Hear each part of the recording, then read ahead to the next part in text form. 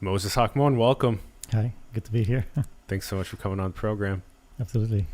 Thanks for the invitation. I'm really excited for this. Moses's art is incredible. He identifies as water. He's been taking incredible, unbelievable photos of water and has a background in architecture as well. And spiritually very aligned, really excited to play with oceanic feeling and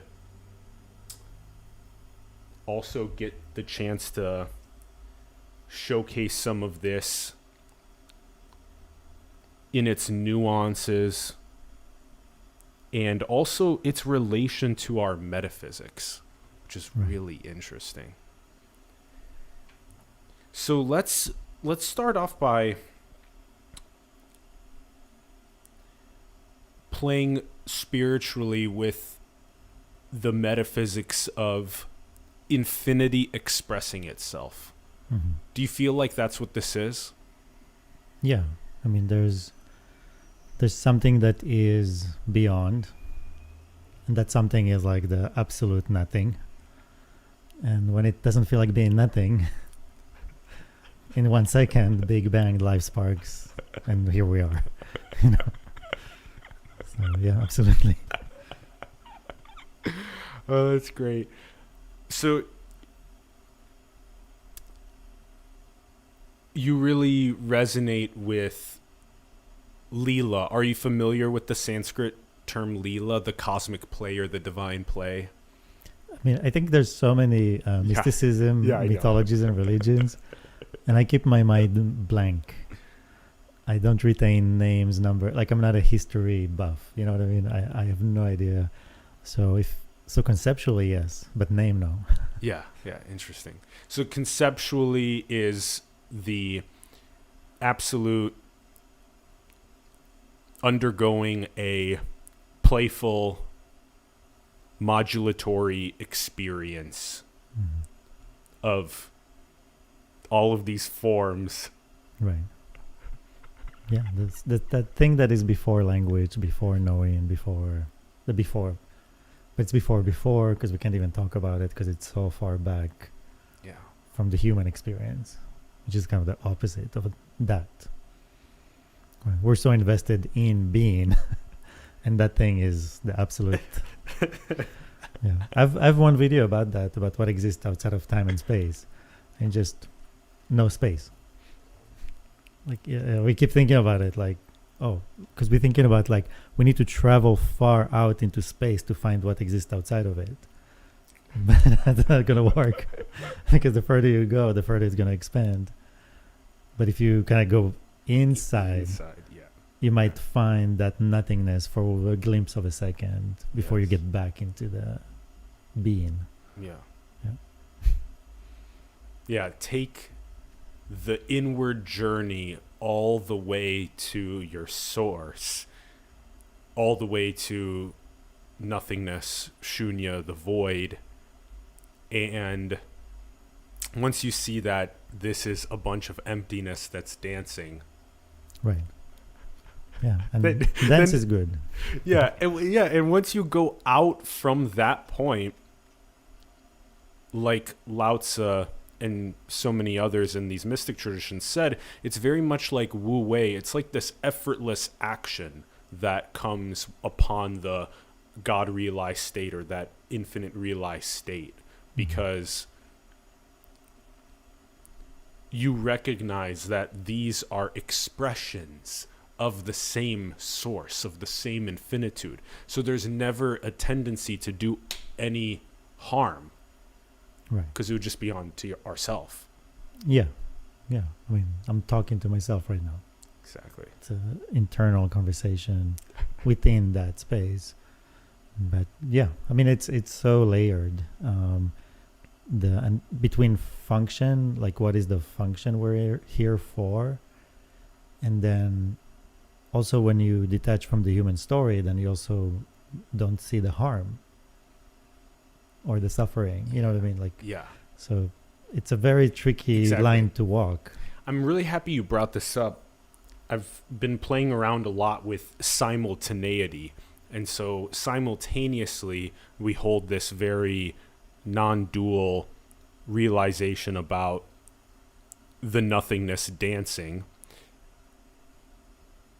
And yet also we hold simultaneously the dualistic concession, which is that there is suffering and there's well-being. And we want to architect towards well-being and prosperity. Right. Yeah. But you just have to always remember, like we make games, right? So we make rules, we build the space for the game, whether it's an actual court or software, hardware, and then we're the one that ends up playing inside of the game too. Yeah. Right. So but for humans, most of the quest is to keep playing the game until you realize that you made it. You made the game that you're inside of. Exactly. So, but the game is only good if you don't realize that.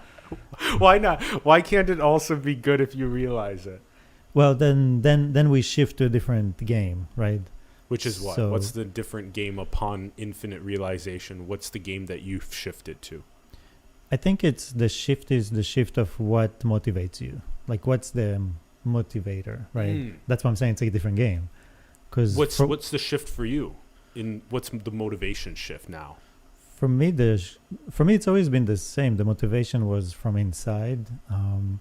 Like, I see myself that I belong to life. Life is mine. Building, that's why I do architecture.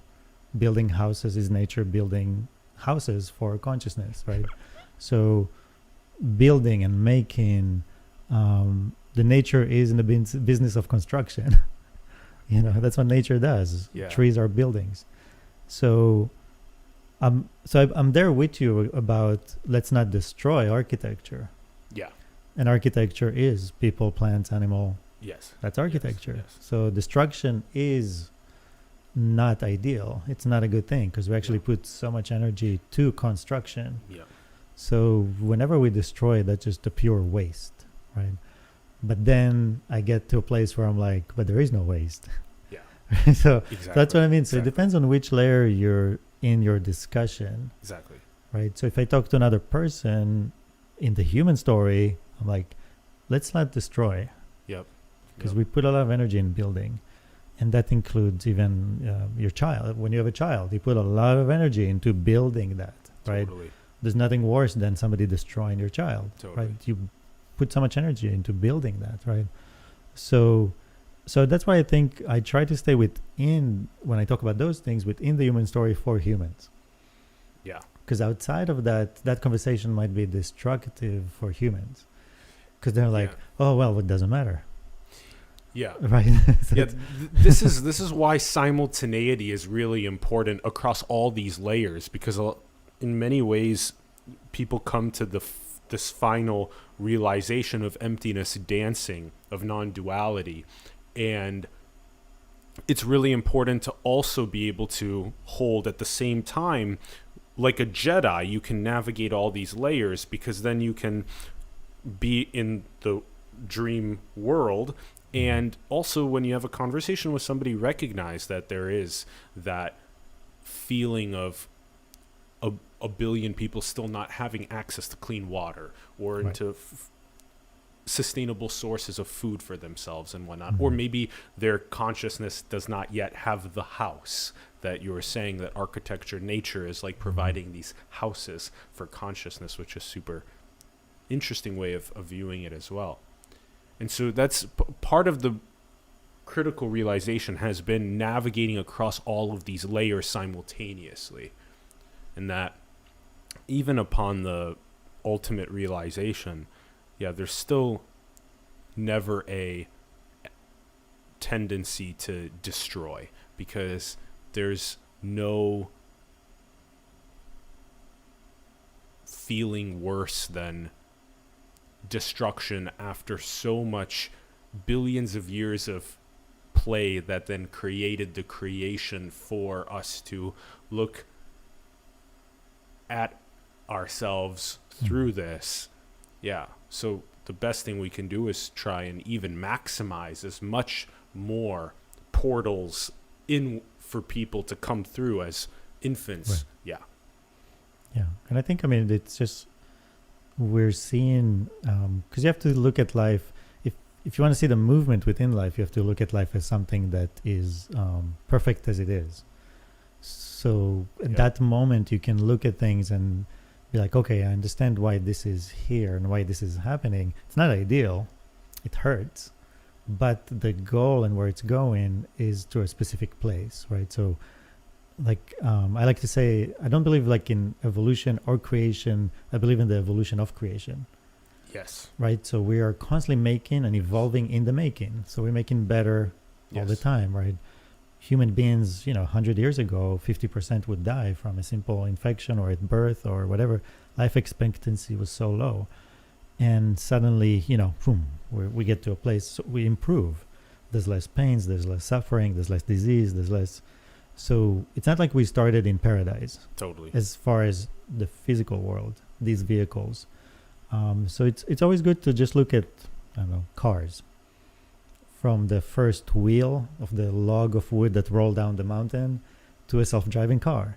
Yep. Right? So when we look at the evolution of vehicles, because this is what we're inside of a vehicle. Yep.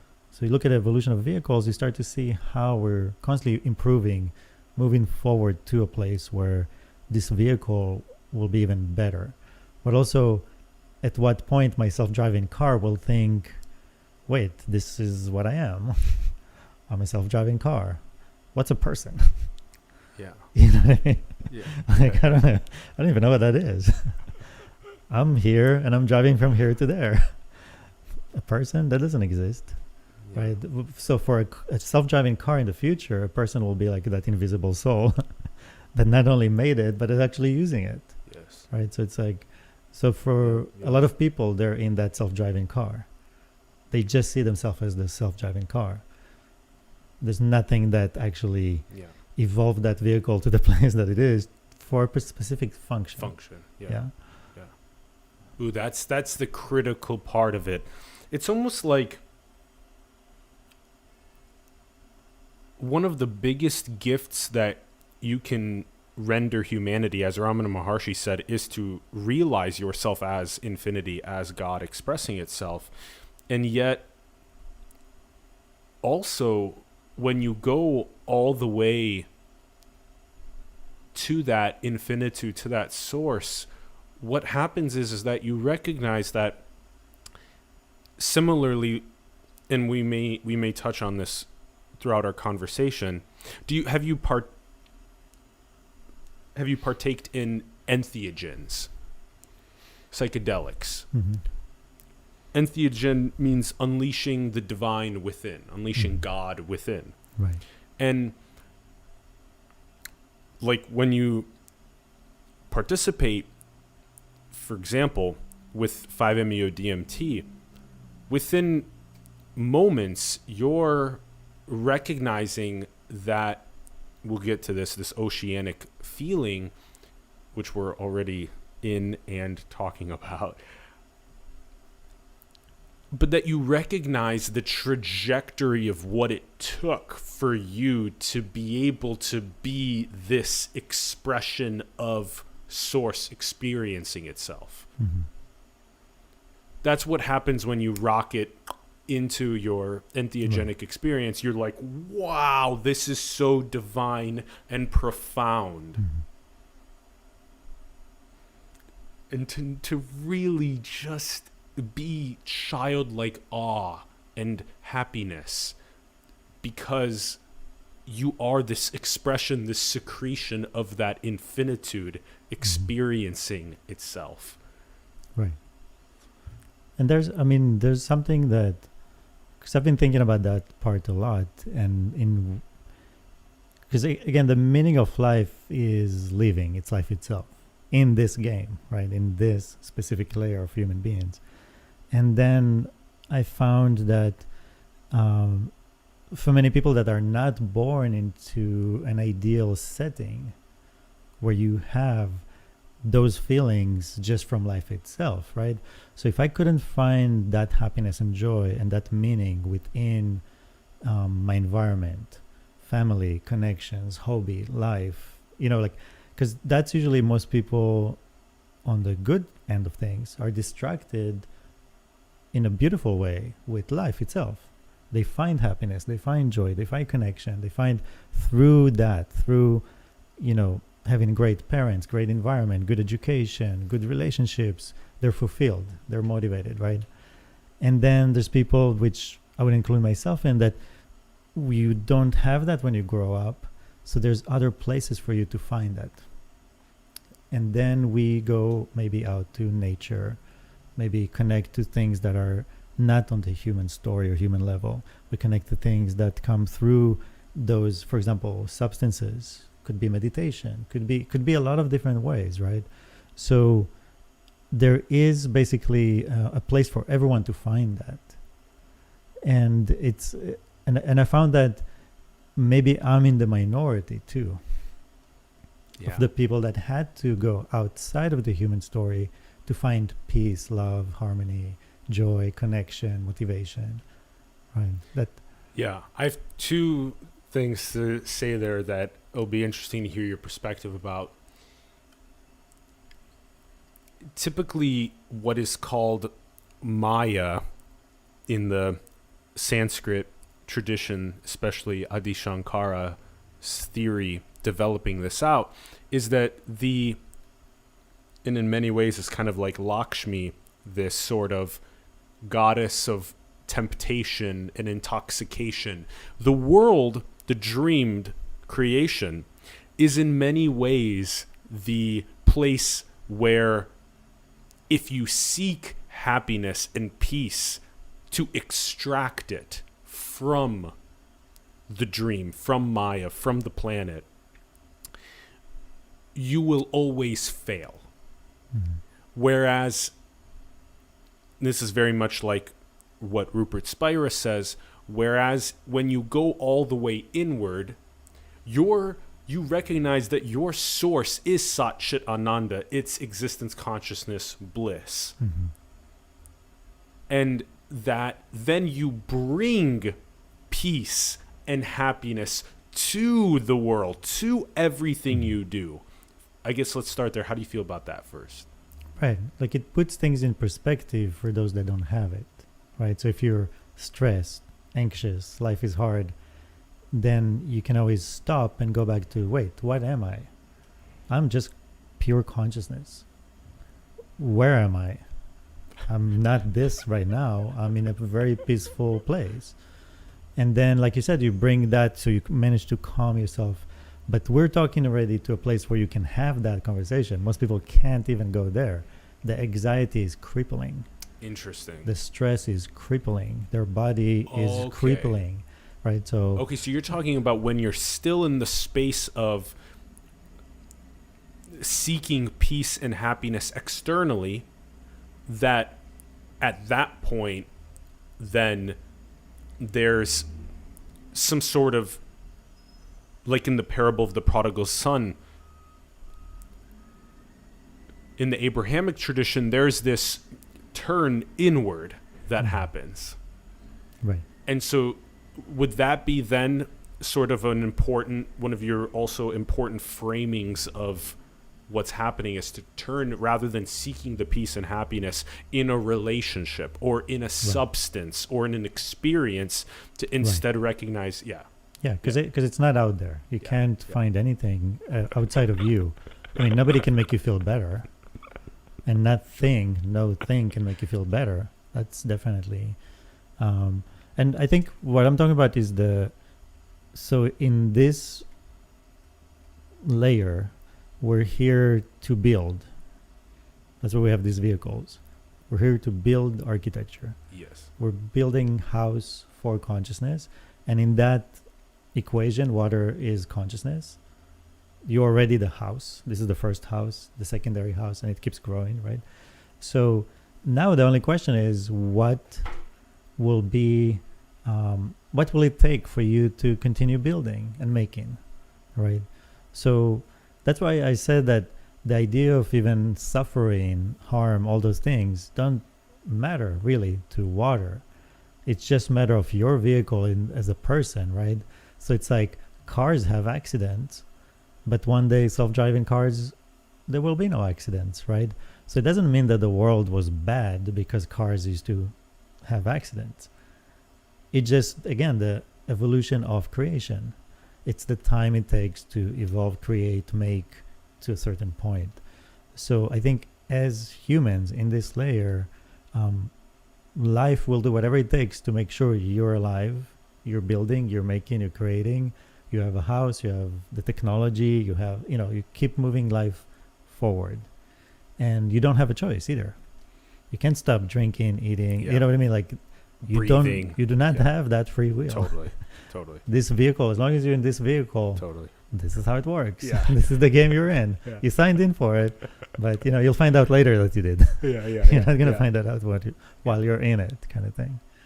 But okay, so let's see if I hit the ball back here. One of the core things to recognize is that as we talk about, like in this example, the parable of the prodigal son, when you're seeking happiness in the sense of a material possession externally, you're going to run into misery. But when you're seeking the basic need to be met of clean air or water or food or shelter or electricity, etc., that is really important, because you can't get air, in a sense, from the inward. You have to get clean air from finding clean air to sustain your next steps, both inward and outward. And so meeting basic needs is something really important in that outward expression. And that's why you've used the word architecture. I really like that. I talk about infinite creation a lot, that this is all an infinite creative expressions is what this all eternally is doing. And yet I like your use of architecting, because we have not only architected these vehicles, but we've also architected the houses as well that we live in. We architected the air, water, food, electricity, those basic needs. And so the constant process of architecting to maximize the basic needs being met so more people can go all the way in and all the way out. By the way, I typically use all the way in, meaning the infinity or source realization, and then all the way out is kind of like the entrepreneurship or the art or the creativity or the engineering or the science. It's like it's like the firework outward. Yeah. That resonates. Yeah. You that resonates, yeah? Absolutely. Okay. Yeah. And then the next place I'd like to go, and then we'll get to one of the things you were mentioning earlier, is that the Sufi traditions, they say that they have this phrase, it's wadat al-wujud. It's the unity of all finding. Because you gave this really interesting, while you were talking a bit ago, that each of us has our own flavor or our own style or taste, if you will, of communion with this oceanicness. And so that's what Ibn Arabi and William Chittick and so many others are now expressing with Wadat al-Wujud, is that each one of these expressions of source or infinity has its own unique style of both communing inward. So some people, and I'll ask you this, some people, we mentioned earlier, you can sit for these 10-day silent meditation retreats. You can read mystic books around the union with the absolute. You can take entheogens. There are so many different paths. And so that means there are so many different ways to unite yoga, union with the absolute. And then there's all of these different ways to express yourself outward as well. So how does that concept of your unique style of finding And also, I'd like to ask you about your unique style of finding, how you came to the realization. Right. But first, we have to say, is that the purpose? Like, is that what we're here for? Like Because- hide and seek, in a because sense. when you're outside of this body, you know it all, right? I mean, it's only a temporary moment in your life that you don't. Yeah. While you're in this body, you're limited, right? It's like the horse, we put the blinds on Yeah. to make sure they can do their task. Because if you see everything, Yeah. it's overwhelming, Yeah, yeah. right? If you believe I am the body. If you because even that's why we don't see water. That's why we don't see all of the spirit that's around us. Yeah. Because if you saw that, you wouldn't be able to do the function do of building this anything. house, Yeah. right? You'd be in an ocean of oxygen and nitrogen. And so many Electromagnetism, things. yeah. Yeah. So I think it's important to recognize that we know everything. There's nothing really hidden. It's only when we are, right now we're like astronauts, right? We took a drop of water from the ocean. We packaged it in this body. So now you're away from home, which is the source of all your suffering and pain. Because you're disconnected from who you really are, the bigger ocean, everyone you know and love. And that's why as humans, we try to seek that connection again with other humans. Right? It's like when you see those drop of water kind of like touching and suddenly like, right? But we can't do that because we're still have that skin between us, right? Yep.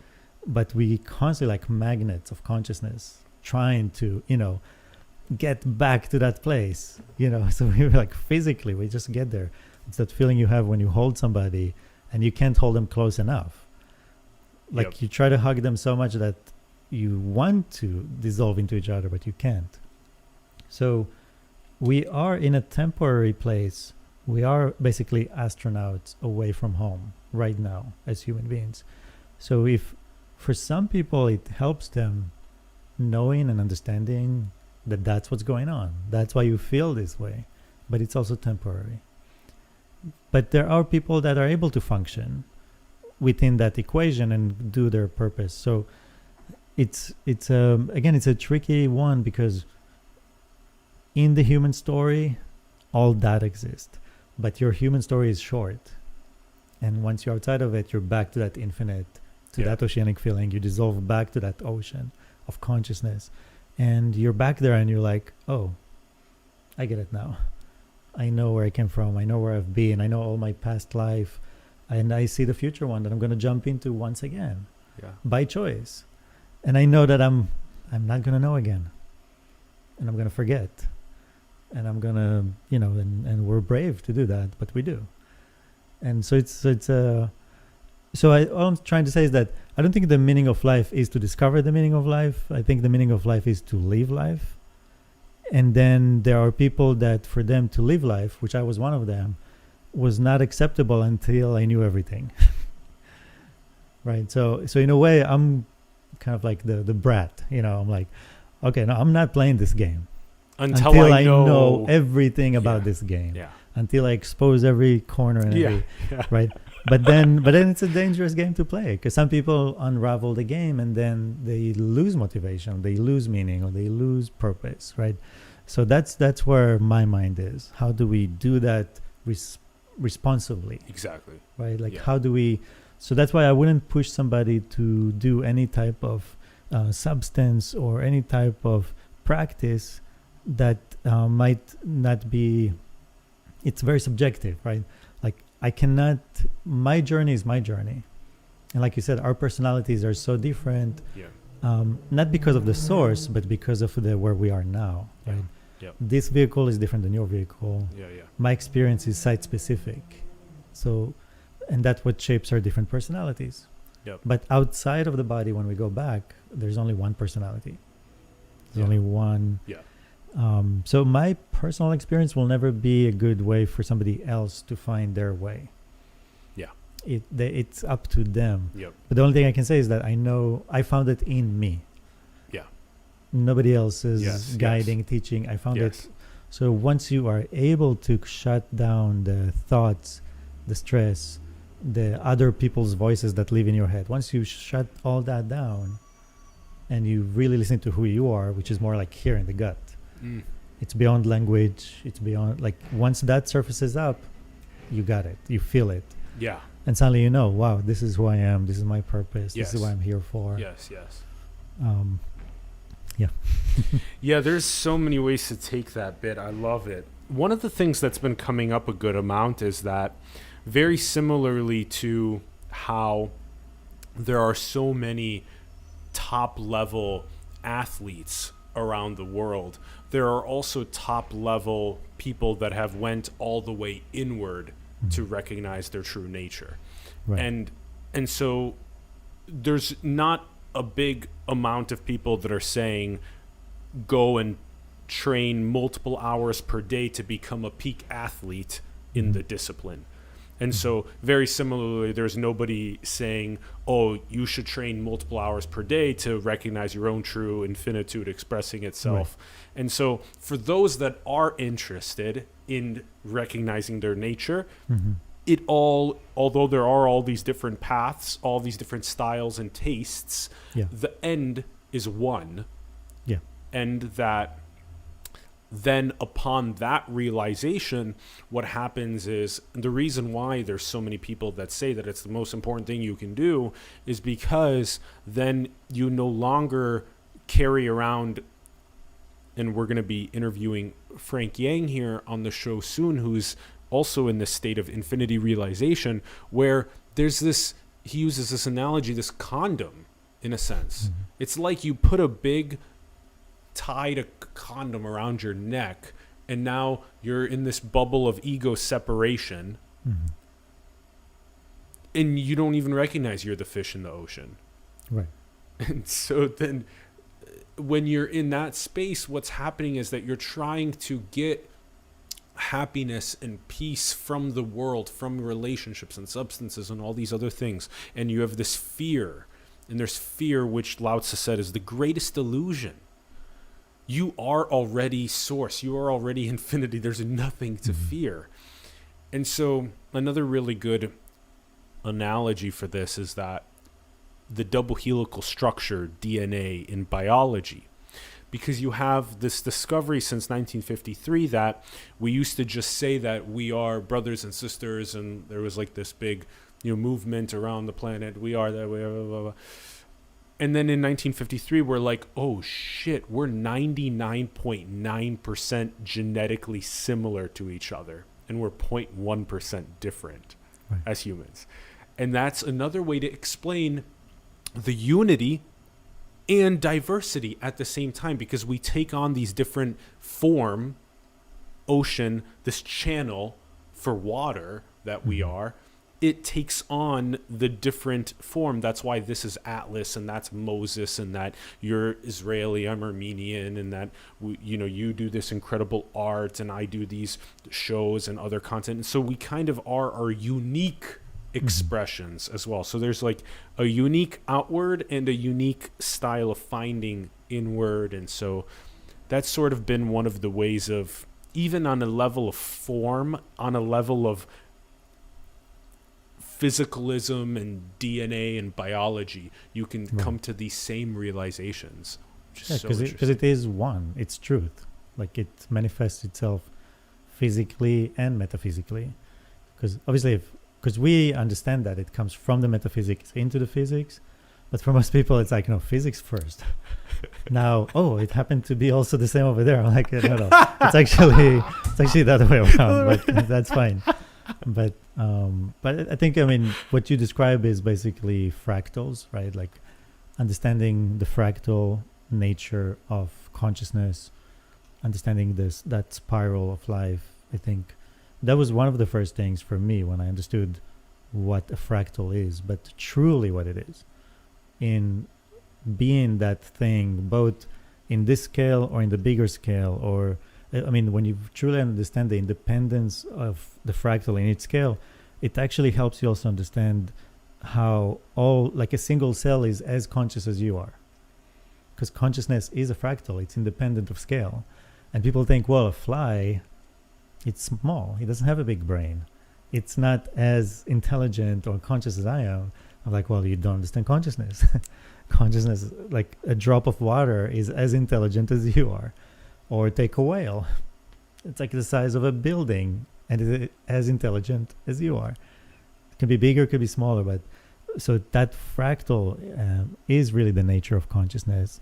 And then when you look, what I've learned from Faces of Water and from looking at the images of water is that in consciousness, there's infinite amount of movement. And life is movement. That's what life is. And then movement becomes musical movement, political movement, social movements. But as life, as basically that thing that is nothing, is coming into some kind of if you want to go from point A to point B, you have to have a reason. So you have to be a conscious being to decide, well, I want to go there. So then starts a movement, right? So there's intention, movement, and that movement now has a form. Because there's something that's not moving, there's something that is moving, right? So now we have a form. And that form is shaped by the intention, right? So you can imagine a shark, a dolphin. Two completely different intentions coming into life, into movement, into form. And anything's form informs you of the intention, right? That's why I can walk around the world and I know the intention behind everything according to their form. Mm-hmm. It's very easy. So in the global consciousness, in that ocean of consciousness, there's infinite movement. And each movement is a character. And each character has intention and has a form and so on and so on. Mm-hmm. So, and then you show up, I show up, an elephant show up, a tree show up, things come into life. So but in the ocean itself, there's no limit. There's this infinity and ease of it's free form. Everything can exist, everything can show up. It's 3-dimensional, it's 4-dimensional, it's 11-dimensional. Things can become anything and everything. But here in the material world, consciousness came into existence with these building blocks, right? We have matter, and that's where it's different. Now you have matter. You have building blocks. Those building blocks have shape. They have rules. And then you have water, which is the agent of consciousness within this world of building blocks. Yep. And now water is playing with those building blocks and seeing, what can I make? What can I do? Right? Yes. But you're bound by matter. You're bound by those building blocks. And that's what's so different from the pure consciousness, which is boundless, free form, into living in this material world. Suddenly there's form, there's limitation, there's physics, laws of physics, science. All those things now come into play. Yeah. But as consciousness is playing with itself, that's science. Yeah. Where most people try to take science to investigate consciousness. But science is science of matter. It's not the science of consciousness. Yeah. Art, philosophy, the expression through poetry, visual art, all those things, that's the science of consciousness. So I think that's maybe one of the things that you're trying to talk about. How do we bring people back to consciousness? And today the biggest problem is that most people learned in school that life is random and meaningless. The theory of evolution. It's random and meaningless. And I think that's where we both agree on, like, we have to shake people out of that back to the idea of, like, it's not random and it's not meaningless. The map of evolution is true, but it's the map of the creative force within evolution. Yeah. That's why everything makes sense at each step. Yes. Totally. So that's Moses, I've been playing around with this quite a bit, that we mentioned a little bit ago that there's not this tendency in culture to ship people off to go and practice for several hours a day of learning how to play the violin or learning how to, hit tennis balls or whatever sport or activity it is. But we also recognize that it might be the most upstream, all the way up at the source. So typically we do things downstream, like when like the healthcare systems, like downstream, you wait until something happens, then you go in. It's not preventative. You don't go all the way upstream to the exact cellular, intracellular deficiency that's then causing the downstream bigger pathology in a bunch of tissue that you then go to the hospital to do.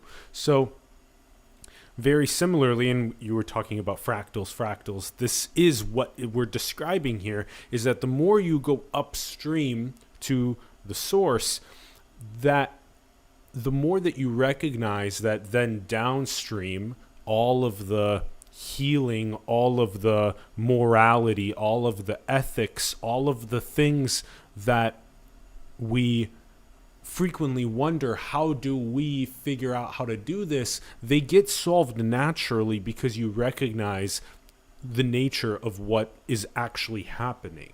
And so that reason why it's becoming so much more important for people to even recognize, why are we saying this? Why are we having a show about spirituality and metaphysics and oceanic feeling? Why do we care about talking about this rather than talking about the weather and talking about sports and talking about all of these other transient surface level things? Is because we're talking about what is not transient. We're talking about what is permanent. We're talking about the absolute, the ultimate, that then expresses itself as the transient, as all of this finite creation. And in doing so, when you come to that realization, it's just the effortless morality and ethics and prosperity that becomes so much easier to harmonize on. And that's why, as I was writing some notes while you were talking, one of them was that even at the level of the fractal, even at the level of mathematical self-similarity and recursion and chaos, and recognizing that fundamentally the different expressions of form that we take on as fireworks of infinity makes it so that I see you as the same source expressing itself as a different, beautiful form. You have your own unique firework. Mm-hmm. And that's why the West is not wrong about individuation. The East is so spot on about non-duality and oneness, unity. And yet the West is very right about infinity expressing itself as these unique fireworks, individuation. And so to merge those two together has been something that's really pivotal and fundamental. Spirituality and science, the collective and the individual. Right. And I think we just, right now, I see the future of life not on this planet. And I think those things will happen when we leave this place. So, for example, let's say tomorrow you have a new, because that's a new creature in space, when you have a new, let's say, some kind of a space station, right? And you have people living in that space station. Now there's a bigger body, and human beings are the cells of that body, right? Everything we know about life here socially is gone. You're not owning land anymore. You're not having your own job and making money. Like all those ideas that come from because right now we have this like capitalist, communist, right? Individual, collective. But suddenly when you're in that space station, they collapse together. You're the individual in the collective, right? So I think just right now we're in a place of transition towards there. So we're still pulling, left, right. You're right. You're wrong. You're wrong. You're right. When really we're just too soon, right? So we're projecting onto the future. So we're slowly walking towards the place where that actually works. Yes. But right now where we are, we're living on both. Our legs are in both places right now. So there is something about that. There is, I think. And again, that comes from understanding the purpose of human beings without human beings being the center of creation. when you understand consciousness as the center of creation and the evolution of consciousness as it's building itself a home in the universe. We're just a vehicle towards that. But as long as you're going to keep human beings as the center of creation, you're not going to see it. You're not going to find it. Yeah. You know, you're still, like you said, in that illusion, the ego, the blindfold. Yes. Which is functional to a certain point. Sure. Yeah. And then you hit the breaking point, like in the parable of the prodigal son. You said this earlier, and it's really important to bring up again that the fundamental pedagogy that is taught to infants and toddlers and children is of separation. Mm. And then that is what makes it so that the egoic bubble condom blinders ends up staying with an adolescent and then an adult and then even a grandparent until maybe the time that they die. Finally, they recognize that they've merged into the ocean right at that last moment. And so that now in the pedagogy, if you hit at the level of the infant, the toddler, if you hit at that level, the recognition that you come from the same source, the same infinitude, the same very non-dual oneness, fundamentally first and foremost, number one principle is that. Number two principle is that you are a unique expression of that. Mm-hmm. Then it makes it so that you recognize the ocean first and you recognize your uniqueness as a fish in that ocean. And so I really agree with you that it has so much to do with the fundamental pedagogy level. And to not, you see many indigenous traditions around the planet that don't have the egoic bubble form because upon birth, it's the recognition of oneness first. Mm-hmm. Yeah. 'Cause I think for a lot of people, it's just hard to hold that thought. I'm one, but I'm everyone at the same time. It's hard to hold it, right? And that's, for me, when water came into play. When you use water as the symbol for the soul, for that consciousness, that's when you can have somebody visualize it, materialize it. Oh, I'm a cup of water. When I die, you pour that cup back to the ocean. So when you pour it back to the ocean, where's the trace of what you were before? Yeah. And more than that, can you find that water again? Can you find it? Right. So I think like really that's where it is. That's why I use water so much, because it's something you can actually visualize, contextualize, because otherwise it's just hard for most people, because life is so much invested so much in your illusion of the individual. It puts so much work into that. I know. Right? I mean, everything is designed for you to be the individual. But I don't know. I mean, I think it's finding that right balance and transitioning at the right time, so you don't lose that motivation. But today I see people that are very successful, but they have zero, not even one drop of spirituality, connection, bigger picture in their life. Yeah. So even though they found success in matter, in everything that as human beings we imagine as success, but they have so much depression, anxiety, stress, and that comes from the lack of knowledge of what you describe as knowledge of the source of who you are, what you are, right? Yeah. So then once I think that comes again from that idea of like, we are right, they are wrong. There's only two places in this world. You either believe in science or believe in God. And I'm like, wait a minute, there's something in the middle, because it's not either you're this evangelical, believing in the 7 days of creation as is, or you believe in science. So like, no, there's something in the middle. And all the debates we see is always they take the most extreme of both, put them together in one room and have a battle. And it's like, oh my God, okay, I'm going with science because this is, so for most people, they're misguided. Totally. And kind of pushed away. And I think that's just politics. It's pure politics, people fighting for power. Yeah. So church had the power, then science Yeah. came like, hey, we're going to Yeah. take the power. Yeah. Yeah. And now the science is the new church. Yeah, I know. And they're as destructive The religion of materialism. with scienticism, however you want to call Yeah, it. yeah, yeah. Just put an ism on it. Yeah, yeah. So, and so I think now people are ready to break down. Totally. Now it's time. Yeah, yeah. It's so interesting. Yeah, 500 years, pendulum swings, and now it's like, hold on a second, consciousness is fundamental. Hold on a second.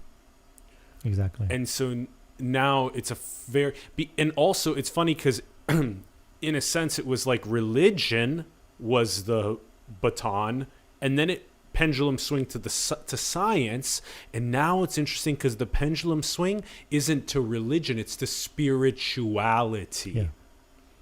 It's like a higher level. It's like the mystic traditions of the religion. Yeah. Because we have to understand, I think people forget and live with so much judgment. If you go back to what was religion was everything.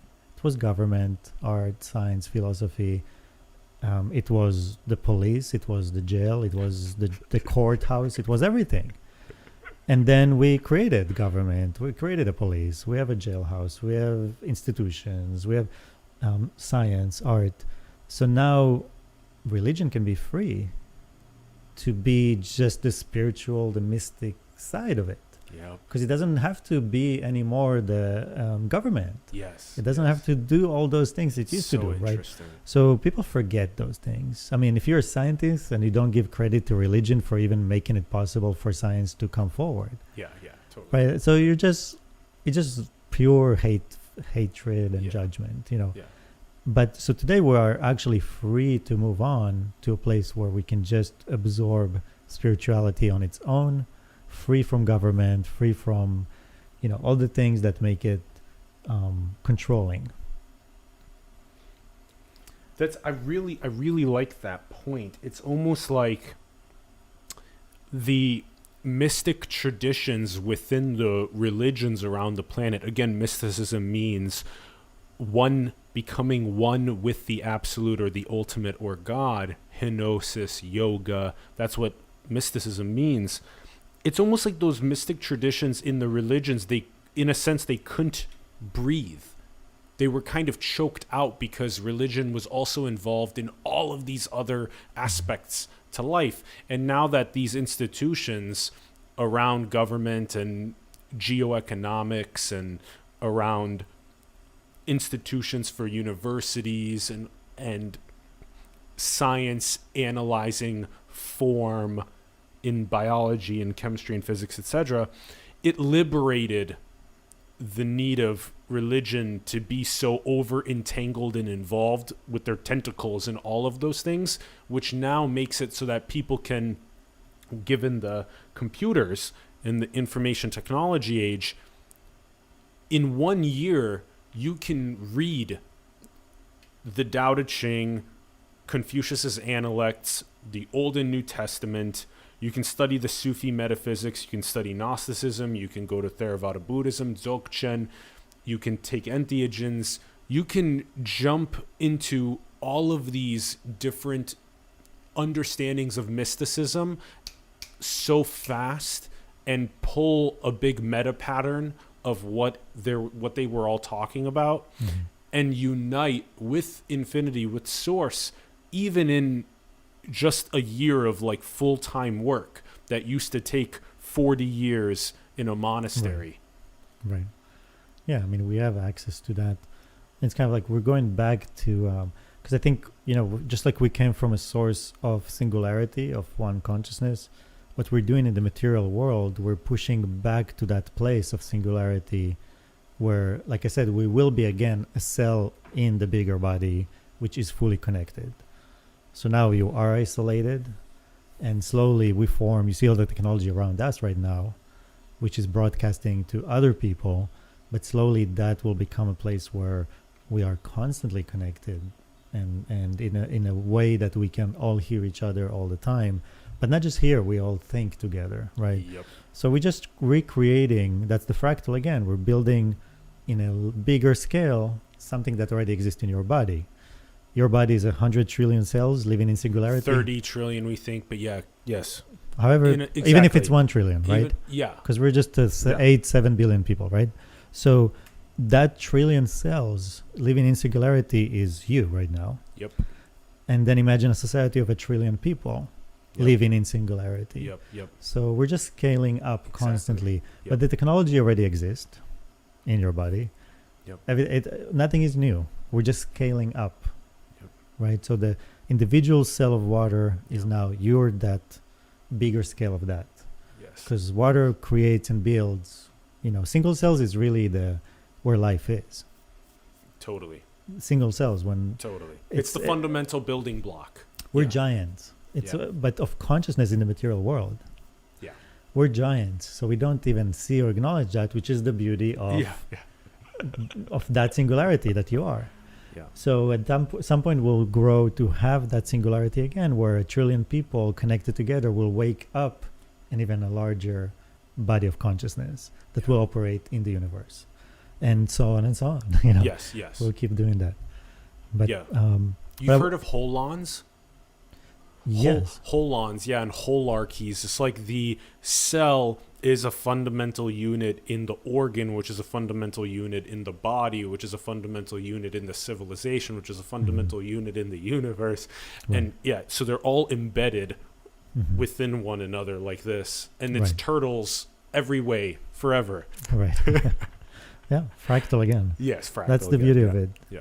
And I think what's interesting today, because we were talking about how, we swung into science, but now what is the most common topic of conversation today is identity. It's identity, yeah. Right. So science tells you, science was like, this is who you are, this body. And then people started like, well, actually, I don't feel like this is who I am. I'm actually more feminine or masculine, or I'm more this or more that. Like the entire conversation now is about identity. Identity, yeah. And people are starting to rebel against their physical identity. Yeah. Because before you enter this body, there's a full spectrum between the masculine and feminine that you are as a spirit. Mm-hmm. And then there's a full spectrum of bodies you enter to between masculine and feminine. Mm-hmm. They don't always line up. So suddenly somebody was like, wait a minute. Yeah. I actually feel different from the physical reality that I was born into, which completely shatters, the whole idea of there's only the physical, there's only your body. And for me, it's joyful to watch people, they're running around hitting walls. Exactly. Still trying to figure out. Yeah. And then I was like, well, I'm water. Yep. I don't have gender. I don't have sex. I don't have any of those things. Anything that this body has is not who I am. Yes. I'm just in that body, just like you're in this house right now. But it's not who you are. Yes. You build it, you make it, you dwell in it, but it's not who you are.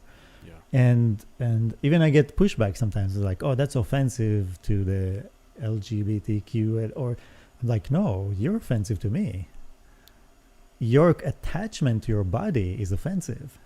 Your attachment to your body is what's causing so many of the downstream issues as a planet, because you need to be right about your identity and separation. Like that's all people all hold on to is like my separation. And instead of my separation, instead of walking away from that, we keep branding, right? We keep branding it with new. It's like the onion segments layers. And segments. Onion layers are getting new names. More letters and more letters and more races and more. Yes. I'm like, wait a minute. If your parents are mixed and their parents were mixed, and don't you see that you're losing your identity that you were holding on to so hard? And if you go up that great chain of being your parents, what do you get to? You get to the same fucking source. Yeah. That we all come from. Yeah. So it's a lose-lose game for anyone that is chasing their identity through their body. Yeah. And through the material world. You're going to lose the game eventually, but you just don't know it yet. And you're going to be miserable on the way there. I've yet to find somebody that's happy. Yeah. Within that equation of attachment of identity. to onion layers. Yeah. So it's just more separation, more segment. You can't find people that are happy attached to their onion layers of identity. Yeah. If anything, they just try to make you miserable. Yeah. For that. Yeah. It's like, what are your onion layers of identity? It's like, I am water. Yeah, exactly. which is equal to the water in your body. Which is equal to your water, yeah. But our bodies themselves will never be equal. Just as a fact, just the bundle of soil that was bundled up to make my body, and it's just different. Yeah. The matter is not the same, but consciousness is. Yes. Yep. So we're, as far as like we're 99, like you said, in DNA. Yep. Same thing in the water in your body. That's it. Equal. Yep. And water is the architect of that DNA, so it also makes sense. Yeah. And another really good one that I feel like you'll like that we use on the show quite a bit is that when you look at the eyes, you see the pupil is like the shared observer or witness or consciousness. And then the iris, which is the unique coloration, right, that's like the unique expression. Right. So you have that oneness, the sameness in the pupil, and then you have the differentiation, the individuation in the iris. And what's the pupil? It's nothing. It's a void. It's a void. There you go. It's not void that is shared. Yeah, exactly. Yeah, that's cool. Cool. Yeah, I figured you like that one. Yeah, you got it right away, and I really like how you put it about attachment to identity. I seriously think that the most upstream issue is that we don't recognize our true nature. Once you get the true nature and you get that it's an expression of infinity, a big play, then you kind of dissolve the ego, you pop that condom bubble. And it's not to say that you no longer have identity, because when somebody says, "Hey Moses, will you bring me the microphone?" you won't say, "I identify only as water." So you still know how to navigate the space of when people do things like that, but fundamentally you don't have attachment anymore to those layers of identity. And that's the big difference. And a lot of this, it really does feel like the most upstream solution to all of our downstream problems is, especially curious to hear what you think about this. You've been here almost 20 years now in Los Angeles. We've been here since November of 2020. So 4 months or so, approaching 5. One of the most important places to pop that egoic bubble is in the most powerful people in the world. There's 2,200 billionaires on the planet. There's about 225,000 ultra high net worth people on the planet, people that have about 30 million or so US dollars in assets. There's 535 people in the US Congress. There's all the Fortune 500 CEOs. There's the 200 plus UN General Assembly. How do you feel, and all of the other celebrities and influencers in Los Angeles and whatnot, how do you feel about the most upstream thing being that popping of the egoic bubble in the people with the most leadership in this dream? Well, I mean, I think they're so again, there's the function of life, and I think they are playing an important role in the function side of things, right? So let's say Elon Musk, right? Like, whether he sees it or not, he's paving the way to what I think we need to do from the point of view of water, is move to space, gain independence in space, independence of movement, moving all water to space, for example. So whether you wake him up or not, it wouldn't matter, because he's doing what he's supposed to do within that equation. So I think there's people that operate blindly within the paradigm of life, but they're still guided, right? There's nobody in this life that is not doing the right thing. It's more, what do they feel about it? Do they enjoy it? So again, I think there's two different layers to that. But like I said, the evolution of creation is happening constantly and improving constantly. But then it left for us, maybe that's the only free will we have, is whether you will enjoy it or not. Whether you will find satisfaction, inspiration, motivation. That's the only thing left for us to do. Because like I said, you have no free will in living. You have to eat, drink, have a shelter, hopefully health insurance, hopefully have a comfortable, you know what I mean? Like you're constantly trying to create a life where you are having a good life physically. The mental side of things is kind of where the free will is. So I think while it's important and possible to help people find that, you know, that joy in their life and what they do, I don't know exactly. Yeah, I don't know. Like, I don't see any one person with a target on their back that I need to pop their bubble. I see it more as like, I'm this. Let's say if I'm that nail, I'm gonna be here in place, and those that hit against it will pop. Exactly. But if I go and pop their bubble, I'm an aggressor. Totally. I did something violent in a way, right? So there has to be the earnest seeking anyway to get the bubble popped for it to be something that's a permanent change anyway. So so that's why I made channel water. That's why I make sure that everything that I personally find is shareable for free, accessible all the time. That's right. The only goal. That's right. That's the only thing I can and have to do. Exactly. Because it's like you said, the professions, you know, there's people that are dentists, lawyers, mechanics. We're the same in our field, and this is one of all those fields.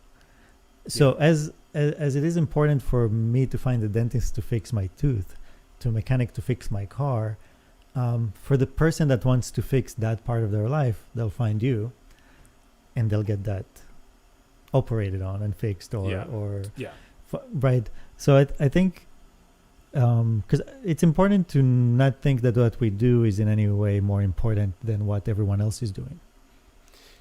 Yeah, because it's all the modulating of nothingness expressing itself, and then the ego is what says that what I am doing is more important. Although then simultaneously we hold that somebody that is creating violence, malevolence is, of course, in this non-dual understanding as important as somebody that's creating benevolence, and yet in the dualistic level, it's obviously the person that's creating violence is we need to bring that down and heal that person so that they no longer create violence, whereas the person that's creating benevolence is like 2 thumbs up. Question: when we go to space, because I'm recognizing more and more that the way that the void expresses itself is both all the way in and all the way out, and so it's almost as though consciousness is going to turn inward, like in the parable of the prodigal son, and continue recognizing its infinitude, its own voidness inward, yet it's also going to go out into space and do all of the celestial exploration, which is awesome. But you can't, this is a good question to ask you, we're still using the same hydrological cycle that dinosaurs drank from 66 million years ago. And so do we have to bring water? We have to bring like 1 billion or 1 trillion gallons of water with us to, let's say, the space station that's housing 1 million people that's orbiting Earth, that will then, that 1 billion or 1 trillion gallons of water that we brought, whether it's seawater that then becomes desalinated and then we drink that and then we urinate it and then we cycle it back, we kind of create our own hydrological cycle on the, is that what we have to do in order for it to be on the space stations? Yeah, so the question is asked from the point of view of a human being, not of water. Yeah, correct. So correct. From the point of view of water, what the goal is to live this planet, right? What's the worst thing that can happen to water? Another ice age. Okay, for water to be frozen, it's to be frozen in time. You lose your freedom of movement. You lose everything. You lose Mm. your ability to build, create. Our entire mechanism, the reason you were created, you're the spaceship, Mm. right? Now you're just creating the rest of your body Mm-hmm. to leave this planet. Mm-hmm. So we couldn't leave this planet in dinosaurs. It was too big Mm. and not cellular, right? We're the first cellular creatures. That's why I compare us to a single cell. Mm-hmm. We're the first time that a single cell has created itself in a larger scale. Now we're creating new collages of those single cells, right? So you can look at a bus or a hotel or a cruise ship. Those are all new collection, collages of single cells. Spaceship is one that's now is self-sustainable. Now the point of view of it is not from human being, it's from water. Now water is flowing through that spaceship and happen to flow through your body. But it's water that is kept liquid, it's kept in the temperature it wants to be, it's moving, it's connected, it's away from the salt, away from the cold. So once you understand water and what it needs are, what preference are, then you see that all that life is doing is creating architecture for that body of consciousness, which is water. Mm-hmm. So that's how I see it. So Yes. so basically, the future of water is to be in those channels flowing through infinitely in a different form that is independent and not open to the elements. And yet we'll also need the physical component of it We're as well. using we're using the physical matter to house the water. And also to hydrate. So that was basically the question. Because you might not be any more functioning as a human being the way you are now. You might be completely plugged into that whatever structure is. You see what I mean? Like so you might not need to drink the water or no, I'm saying you will, but you might not see it as a human being anymore. I'm drinking water. yeah. You might be fully connected with all the cells. Like that's what I'm talking about, the singularity. Yeah, yeah. At that okay. moment, you don't see yourself anymore as Sure, a sure. single human being. In this stepping stone though, it seems like we'll need to bring the water with us. So in the whatever- stepping stone. Yeah, I mean, the space station right now already does it. They already bring They have a certain amount of water and that cycles through. There's so no they new have, water coming or water going. So they already It's a have closed like system. 250 gallons or something. Whatever, yeah. Something like that, and it's just in a closed But system. but our goal is to basically evacuate the entire ocean out of here. Is that really? Yeah. That's how I see it. Yeah, Oh, that's really interesting. we're the evacuation plan. We're the evacuation plan. The ocean is not happy. It's cold. It's salty. It's under the elements. It's not. This is not the ideal situation for the ocean. That's why it created plants, animal, people. The ocean is constantly moving out Yeah. of the ocean. Interesting. It's constantly trying to like leave the salt behind Cambrian them. explosion and the migration of life from the singular to multicell to land is all so that water itself can then use House the water. yeah. The to- ocean is homeless. Plants, animal, people are the houses. Yeah, yeah. Right? That's So I mean, that's interesting. what consciousness is That's doing in the interesting. universe: is creating itself a home. Water is source, water is infinity, water is homeless, and then it makes the cell, multi-cell, plants, animals, humans as homes. Mhm. Yeah, that's interesting. And then consciousness. Now, if you were a tree, you would know that, and you'd be fully connected with all trees, all single cells. But it just as a human, that's the only time that you're separated Yeah. as a You imagine separation. Yeah. in a short amount of time for a specific purpose. Yeah. Yeah. Yeah, the depth of identity as water is super fruitful. There's a lot of nuances to it that you just kind of keep going in its depth and connecting it to different frameworks and concepts that help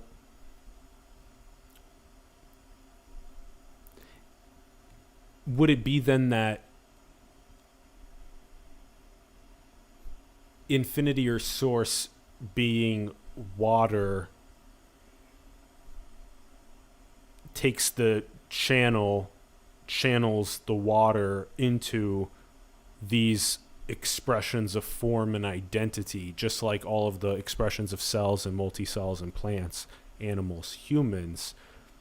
And so that's why you call channel water, because that's that infinity or that source channel watering through these expressions of forms that are their unique little fireworks in eternity. And it will probably keep expressing itself in a different way, like Yes. just like because we're creating new creatures in space, right? There'll be new, evolution is not done. So just like when you go out to the street and you know which cars is yours, even though it was made exactly the same, like because we personalize everything. Even your phone, we personalize things. That's what consciousness is. It's kind of always a person at that moment, right? At that moment. So even those space stations will be personalized as a being, right? We don't know yet their shape, and again, consciousness will always express itself out. So now there'll be a new function, there'll be new intention, there'll be new form. We don't know what it is yet, but it keeps happening. I mean, even there's so many people now creating spaceships and rockets, and none of them are the same. And it's like there's always expression coming through. But I think, the function, the form, they're connected. But the function first is to get water into architecture. Yeah. That's the function first. Yeah. Okay, interesting. So as though source or infinity or water here is the architect in this eternal creation, where getting it into form to reflect on its own being and existence is, the first thing that it does in these expressions. Get the houses so that it can recognize itself, and then continue the personalization and expression of everything outward. And we'll find more water. There's water in space that is frozen. Totally. Our job is to find it and bring it back to the cycle. Oh, so really? We're not even it's not even the whole body of consciousness right now that's operating. Oh, that's interesting. I think the way to see it is that you think we add water to the hydrological cycle? In a sense, we're mining for water in the cosmos. Well, see it more as like you have a part of your family that is lost and frozen in time and is waiting for you to come and save it. I mean, the reality we're in now is kind of like a post-war reality. So imagine a time before where there was a planet of waters and it was content. It was just this one ocean of consciousness. All of the water in space was in one place, and it was surrounding a sun that was basically keeping it liquid and warm. Yes. There was this beautiful kind of like balance between the two that kept the water liquid out in space. Something happened and that exploded. And now we're still picking up the pieces and slowly moving back to that place of singularity, of the entire ocean being liquid, connected, and together. So again, it's not about people, it's about consciousness and a much bigger body of consciousness.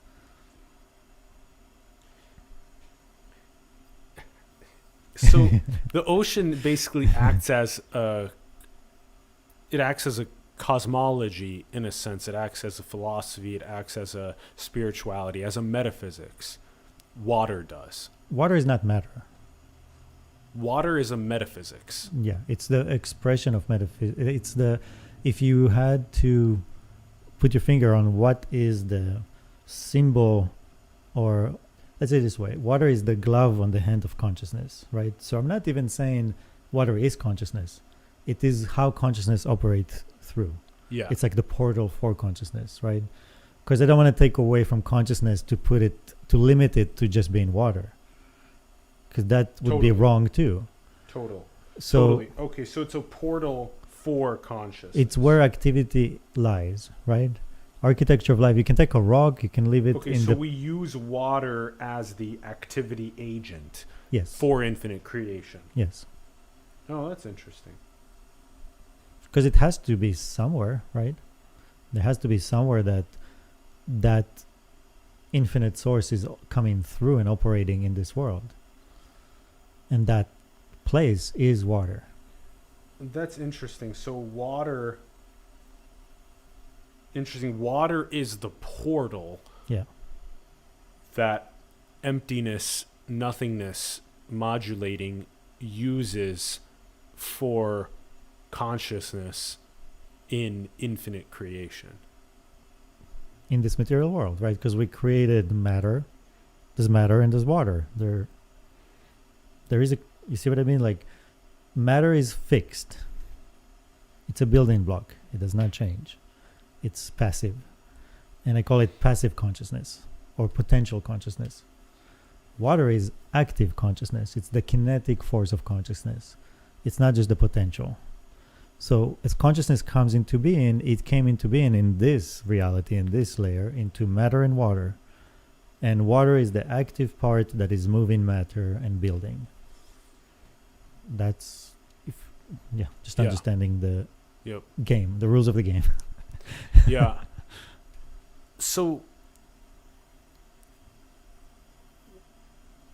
usually it's also broken down into things like energy.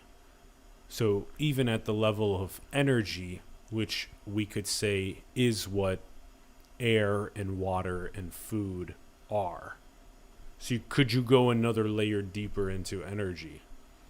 The way I phrase it is differently. It's different. It's water uses energy to manipulate matter. So energy for me is not consciousness. Is consciousness. We call it energy because we think energy is something abstract. But energy is energy. It's actually very physical. It's physics. So there's all the different kinds of energy which we're using, right? We're heating. We need energy to heat the water, right? Sure. So water itself depends on how much energy it has, will determine how active it is. So like we said, ice is frozen in time. Yeah. There's no time, there's no activity. Then the warmer it gets, the more active it gets, the more force it has, the more energy it has, right? So energy is just, the best way is in a sentence. Water uses energy to manipulate matter. Or consciousness uses energy to manipulate matter. And that one, yeah, I see. So I'm not energy. Yeah. I'm conscious. Consciousness is always. Energy is something else, You can drain an energy from a battery, and you can't drain life. Life is not something that it's not an on-off switch. Yeah. It's eternal. It's exactly. It's consciousness. Yeah.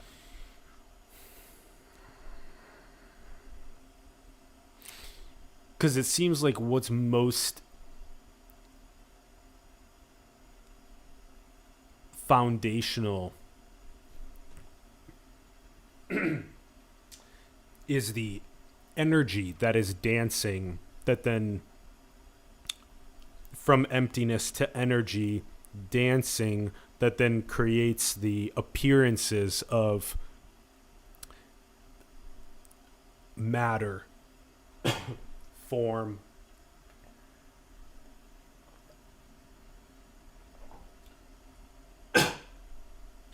even the houses that then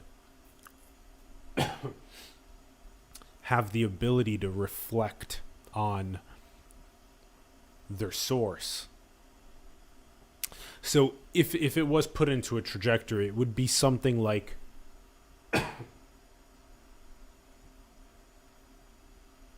although I am consciousness, I am eternal life, that is what I am, that even the beyond of that is something like the absolute, the void, shunya, emptiness, etc. That then uses awareness or the agent of consciousness to experience all of these different fluctuations of energy, modulations. It does, I see how that whole process can be viewed like water. It can be viewed like a sine wave. It can be viewed like the modulation of the waves on the ocean. I see how all of these things are intertwined and interrelated. So water, in a sense, is like the analogy that is used to reference the modulation of the oceanicness in all of its possibility. And then these appearances of form are like those most surface level waves that appear and then disappear and appear and disappear in different form possibility. Right. But it's water. I mean, think about being water, not being a person, like being water, like fully connected. So at that moment, you're not a tree or a grass, or you don't even have that identity or the idea of the thing. There's no thing, Yes. right? So that's kind of like when you die, when you dissolve from the body and you go back to that. It's like the so space. that space, yeah, the spaceness. it's that space of Yeah. it, right? Yeah. But at the same time, it's not matter. It's like, because if Yeah. you have to take matter Yeah. and make something, you have to be able to move around and do it. It's like the voidness or the nothingness. The water is more like that. But it's post the void, right? It's post the void. That's Yeah. what I was sort of also trying to. Yeah. That's why I was also trying to put it at the level of energy. But I see how it's also like the spaceness is more also. It's just from our point Yeah. of view as people, when we look at the spirit, it looks like water. But when you are water, you're not water. Yeah. You know, it's just our point of view through these eyes. That's what it looks like. Yeah. But when you're the thing itself, Self. Yeah. there's nothing. So this can be thought of as when you think of yourself as the appearance of the wave, and then you think of these objects as also appearances of the wave,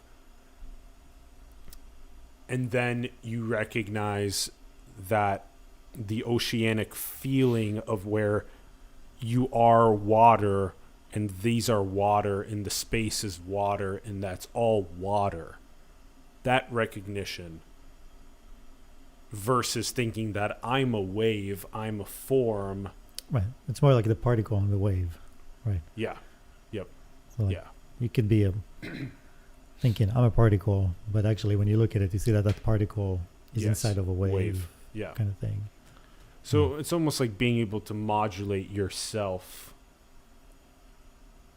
quantum mechanically in the probability space to oceanic feeling, and then as needed, hey Moses, will you pass me that mic? Okay, particle, pass the mic, whatever. You could tell the story all these different ways. Right. So, Okay. because I'll be like, well, we're the same being. You go do it.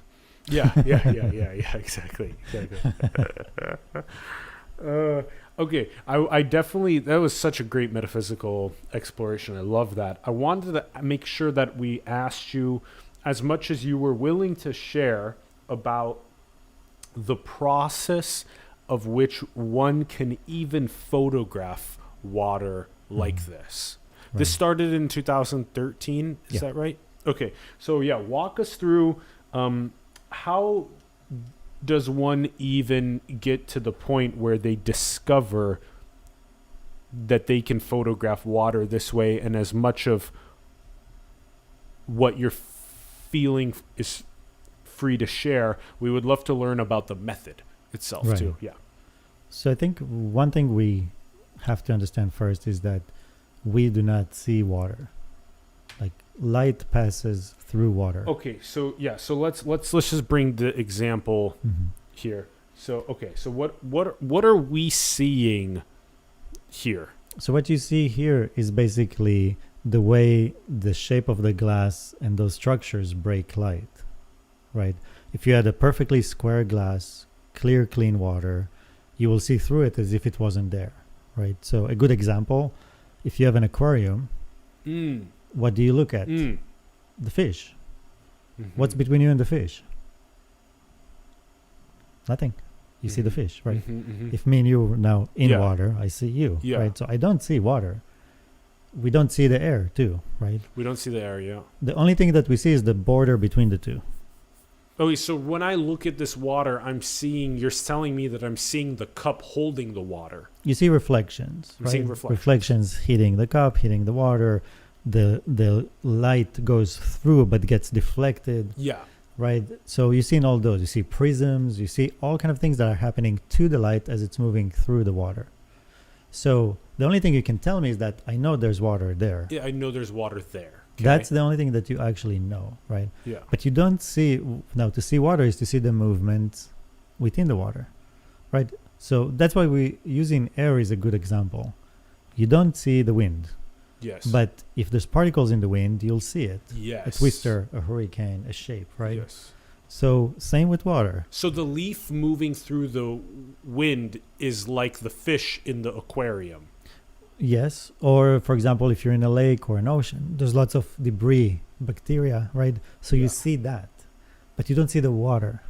Okay. So even a block of ice of perfect clear water in a perfect square shape, you will see through it as if it wasn't there. So just question of, do you have air bubbles, particles? Yeah. Okay. So now what we do want to see is we want to see movement I love in the this. water. You want to see the actual form of water, just like you see the wind. Okay, I want to see. So you're saying I want to see this water. I want to see the water itself photographed to where Well- I can see its form at that level. When those images are not microscopic, that's exactly this size. So if Okay, you so were, what would happen? Yeah, if we took this photo, it would just look like a block of ice, like a block of blue ice, like that. Or it will look like different forms of.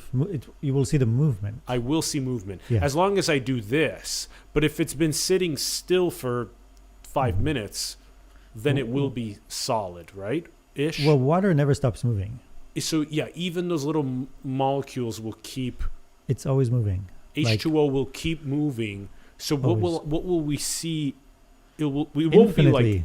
You'll see infinite as you go through the images. That's Okay. exactly what you will see. So you will see But you infinite. moved this water, didn't you? Move it in a certain way to capture it like this.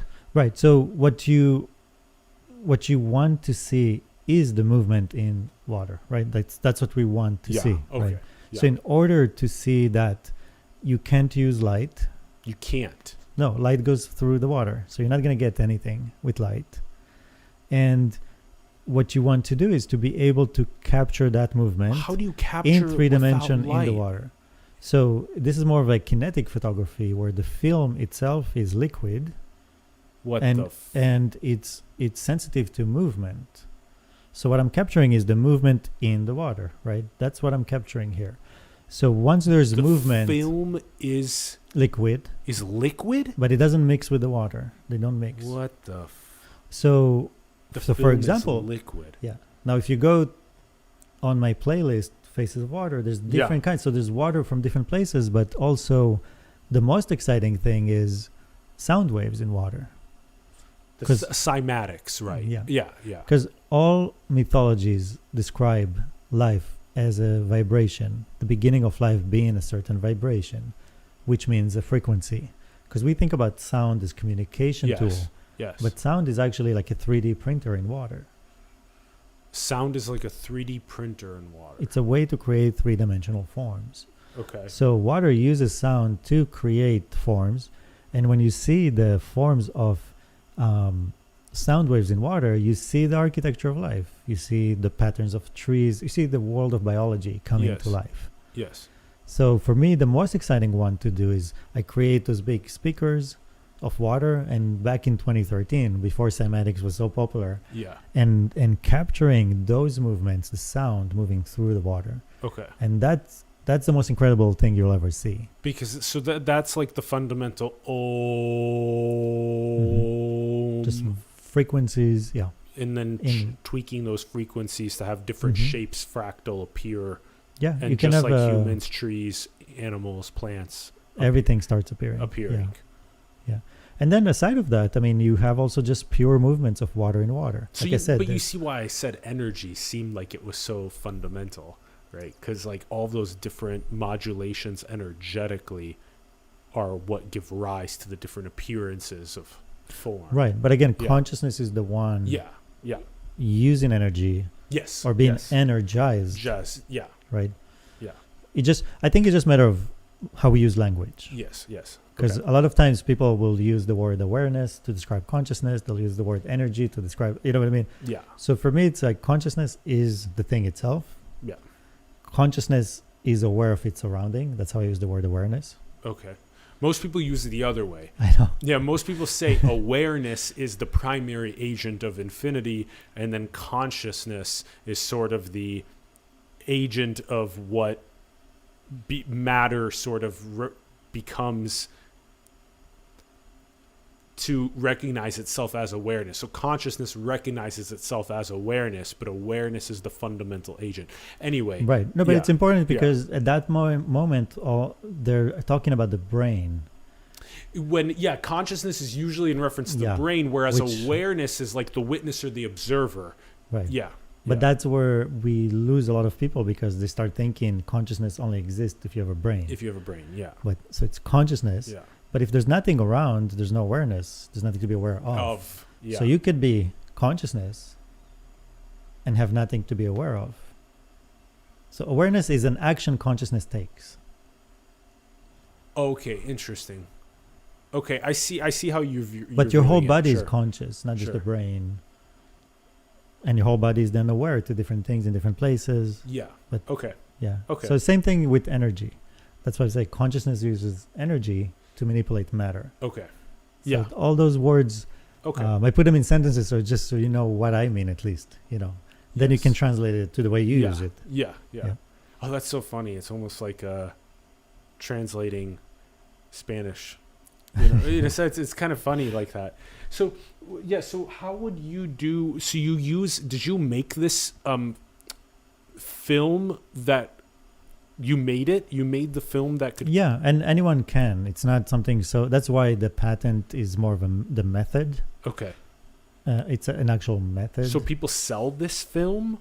That's the film itself is just chemicals. You can buy the chemicals and put it together. Like it's not that part again. It's not but you can't use light. no light involved whatsoever. You can do it in pure darkness. Okay, so but did you do these pictures in pure darkness? Yeah, there's no light involved. Okay, like so the light. Okay, so walk us through how you're in pure darkness. Oh, so Okay, for yeah. example, what you see in the image, Yes. the range of color, right? So the most bright one is the most, like we said, energy in the water, right? Uh-huh. Yeah. And black is no movement. So maximum movement to no There's movement. Okay. Yeah. So that's what you're seeing in the images. Let's move to another image that may be a bigger. So here, for example, you can see the movement and the flow. So what? So Go ahead, go ahead. that movement in the water, that specific movement, what you see But in you're here. in a dark room. Is No, I that mean, I could be where- anywhere. All I'm saying is that the film itself is not affected by light; it's affected by movement. Oh, the film's affected by movement. Yeah. Now I see. Yeah. Okay, so so basically once you might in the dark room, you might move the water, put the film in, it'll capture that movement, take it out. Mhm. Something like that. Right, and then at the end, I have a negative. You have a negative. Yeah. Okay, now I Yeah. got it. Okay. So the film, Okay. I can choose when to fixate the film. Right, so I'm like that's like me taking a snapshot. Yes. So Okay, I can okay. let's say I create sounds in the water. Okay. I drop my film into the water, and when I choose, I fixate the film and I capture that second. How do you choose? That's something that probably That's I'll proprietary. show, yeah. That's proprietary. Okay. Okay. So, yeah, but it's all so- it's an analog process. Okay. So at the end, I have negatives, Yes. actual physical negatives, Yes. and this is the positive. Yeah. Totally. Okay. Okay. Cool. Okay. But what you can see, like here, for example, that's basically the blueprint of a fish. Yeah. Yeah. And then you start to see that movement in water is the Yes, architecture. the appearance of form, the architecting. Mhm. And why things look the way they look. Why things look like. So, how did you replicate this movement? This isn't cymatics. No, this Right. one was just I know, a pure.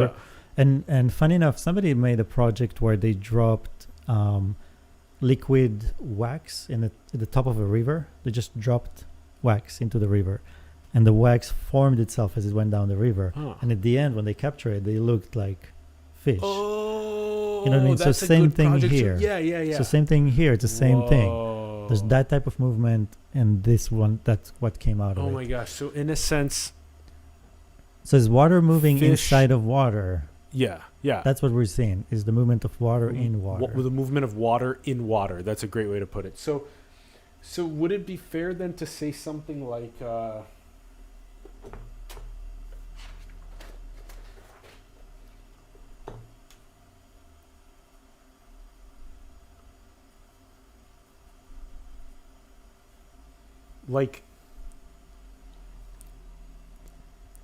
the way that we see, imagine Earth as a fractal, and you see the way that the mountains secrete out of the land, and then you see how the hydrological cycle from the ocean moves and precipitates as snowfall, and then goes the streams from there become the rivers that then go back to the ocean, right? The hydrological cycle. So fish are the formation, in a sense, the way they're positioned, like their head with their body and their little tails, of water, of the movement of water in water. So the very hydrological cycle is, in a sense, what creates the appearance of the way that why these fish are shaped the way they Yeah. are. Is that, yeah? Yeah, you Okay. start to see how, just like we create, things to be aerodynamic. Yes. This is liquid like dynamics. a plane. Yeah. Yeah. So this is the liquid dynamics, right? Liquid dynamics. Fluid dynamics, it's called. Yeah, fluid dynamics. So you create the most ideal shape and form to move in water. And you can see that, when you look at a shark and the way and the ability they have is amazing. Totally. Even a whale. I saw whales swim in the ocean. Until you see it in person next to them, you don't really grasp how amazing and effective it is. You see a building swimming next to you. Little building. You Yeah, know, that's it. And you're like, wow, this thing, the movement, it's Yeah. much more like a snake, the way It is like a snake. they The move, wheels. Yeah, that's rather true. than That's true. we keep thinking there's this chunk of, no, Yeah. they have a Yeah. very fluid movement, and it's amazing, and especially at that scale. So all of life started as water moving in water, Yeah. and then taking form, right? And this is part of why we don't see water, is because we're designed to see everything but the water. Because we're in it. We're inside Because of we're it. in it. Even now, I don't see, like you described the hydrological cycle, I don't even see that. The atmosphere is an extension of the ocean. The atmosphere is that. Is the ocean. Correct. It's yes. one body of water. Yes. It's just the way the ocean protects itself from the cold of space, is that gradient of the atmosphere. Yeah. Because again, the ocean is, all it's doing is trying not to freeze, Yeah. constantly keeping itself. Trying not to The freeze. enemy is It's the next freezing. ice age. That's our enemy. I wrote that down. I thought that was interesting. That the It's better to warm up a bit worst than to enemy cool is down. the to ice be- age. yeah. Yeah. Yeah, cooling down is the worst thing that can Is the happen to worst us. thing. Yeah. Because you never want to be frozen in place We'll be frozen in time. in time. Time and temperature is the same measurement. Yeah. From the point of view of water, like for us, we have clocks, so we think time is fixed. But time is actually flexible to temperature. So the warmer it is, the faster time moves. So it can slow down to zero, or it can move to a place where it's not functional anymore and you're just vapor, which is too much energy. But Yeah. you see it kind of in your everyday life. Like if you have, if you eat food and you want to have some left for later, and you want to slow down time, you want to slow down the process of water in your food as it's decomposing. So you put it in the fridge, you slow down time. Yeah. Or you want to completely stop it, you put it in the freezer. Freezer. So that's time. Which still doesn't technically stop it in the sense of like you Well- can't eat it in a year because it'd be disgusting. There's no absolute zero, yeah, Yeah. Oh, that's that's interesting. but it's like as close as it As gets, close as it gets. Yeah. which is even more torturous because just you're moving so slow. So, that you're like, yeah. Oh, interesting. I think I'm following now. So in a sense, and it kind of follows the whole pressure cooker analogy too, Mhm. where suffering is kind of like the drill sergeant of awakening. So when you're faced with significant trauma, it kind of makes you awaken to the treasure that comes from that. And in a sense, that's kind of like the pressure cooker where there's something that needs to happen. Like we talked about this before we went on, like Israel in many ways is kind of like a pressure cooker for needing to use the mind mathematically, cryptographically, computer scientifically, etc., to ensure its own safety Mhm. type thing. Mhm. And so that's like kind of like, it's not ice, it's vapor in this sense. It's like steam. Yeah, you get to the essence of things faster. Right. Like you have a tomato, but you say like, I want the essence of the tomato, but I don't want to wait for it to rot and ferment, and so I'm going to cook it. I'm going to push it there. Right. So that's the movement forward, or you slow down, but you can't move back. So Uh-huh. if you want to talk about time traveling, Uh-huh. Uh-huh. it's only movement forward. You can't go back. Interesting. So, okay, so again, you're in darkness. You No, I don't have to be in darkness. You don't I'm have just to saying be. light does not have any effect on your like image whatsoever. so I can be in light, and I can take Mhm. the little film and dip and pull out, and then process that. Because again, that's what's so amazing when you stop to realize that light passes through water. Water ignores light. That's just scientifically, water ignores light. Water is so dense, more than the wall behind you, but yet light can pass through it. Water is denser than like steel. Just drywall behind you, the piece of wood over Yeah. there. Yeah. So you can see it, weight, density, all of it, yet light passes through it. How is that even possible? Okay, so it's So denser molecularly. Mm-hmm. H2O is packed together more so than even wood or steel, but Well, definitely light- wood. Yeah. definitely wood. Okay. So when you think about it, that dance of life that we're in is between water and light, Mm-hmm. Sure. but they don't mix. Yeah.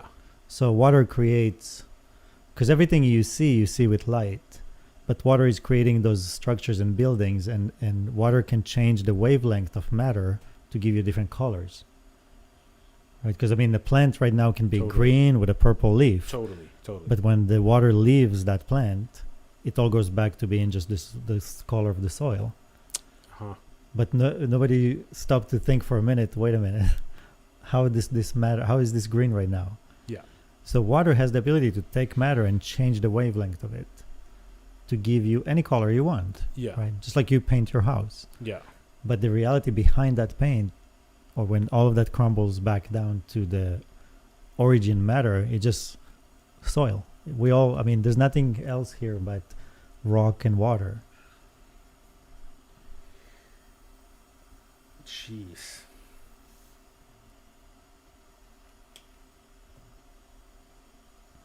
A good example. It's not my preferred example, but a good example for it. You can have the most lavish dinner with the most colorful textures, everything on the table. But the next day, only two things leave your body: water and soil. Yeah. But water has the ability to take that soil and create so many wonderful things out of it.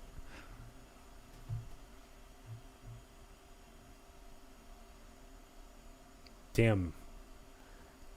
The cyclicity is so.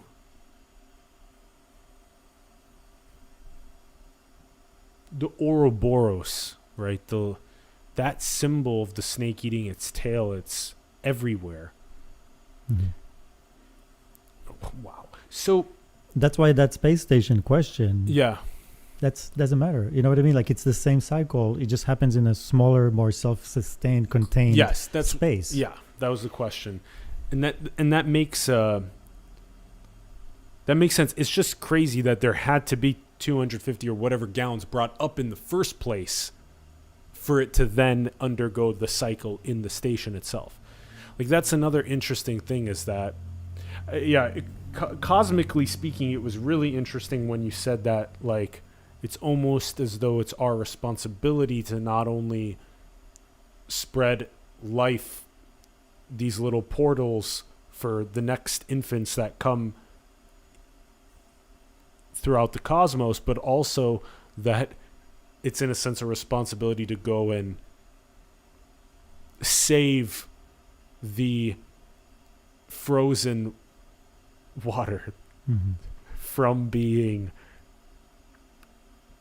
Helpless. timeless, helpless. Mhm. Yeah. We bring Oh, time that's to space. We bring time to ice. Yeah. To space, yeah. Mhm.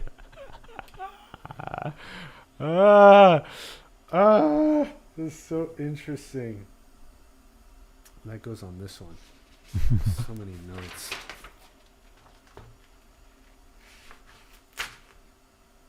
Yeah. I like that. We kind of. So. Is it.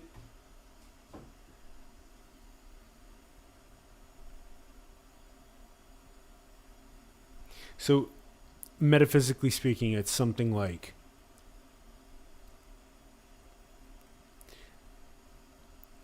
the secretion, the dance, that then has this emerge that looks and recognizes itself, and then it takes the essence of the creativity of what it is and it brings it to more and more expression that enables it to have more and more expression of creativity and form outward, more and more like More architecture, more architecture, yeah, which is growth. which is growth, creativity. That's all nature does is grow. And I mean, growth for nature means putting water in houses, in architecture.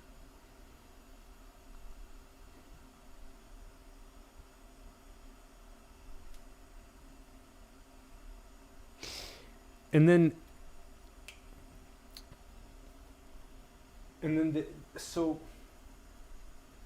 the example you were giving also earlier was that the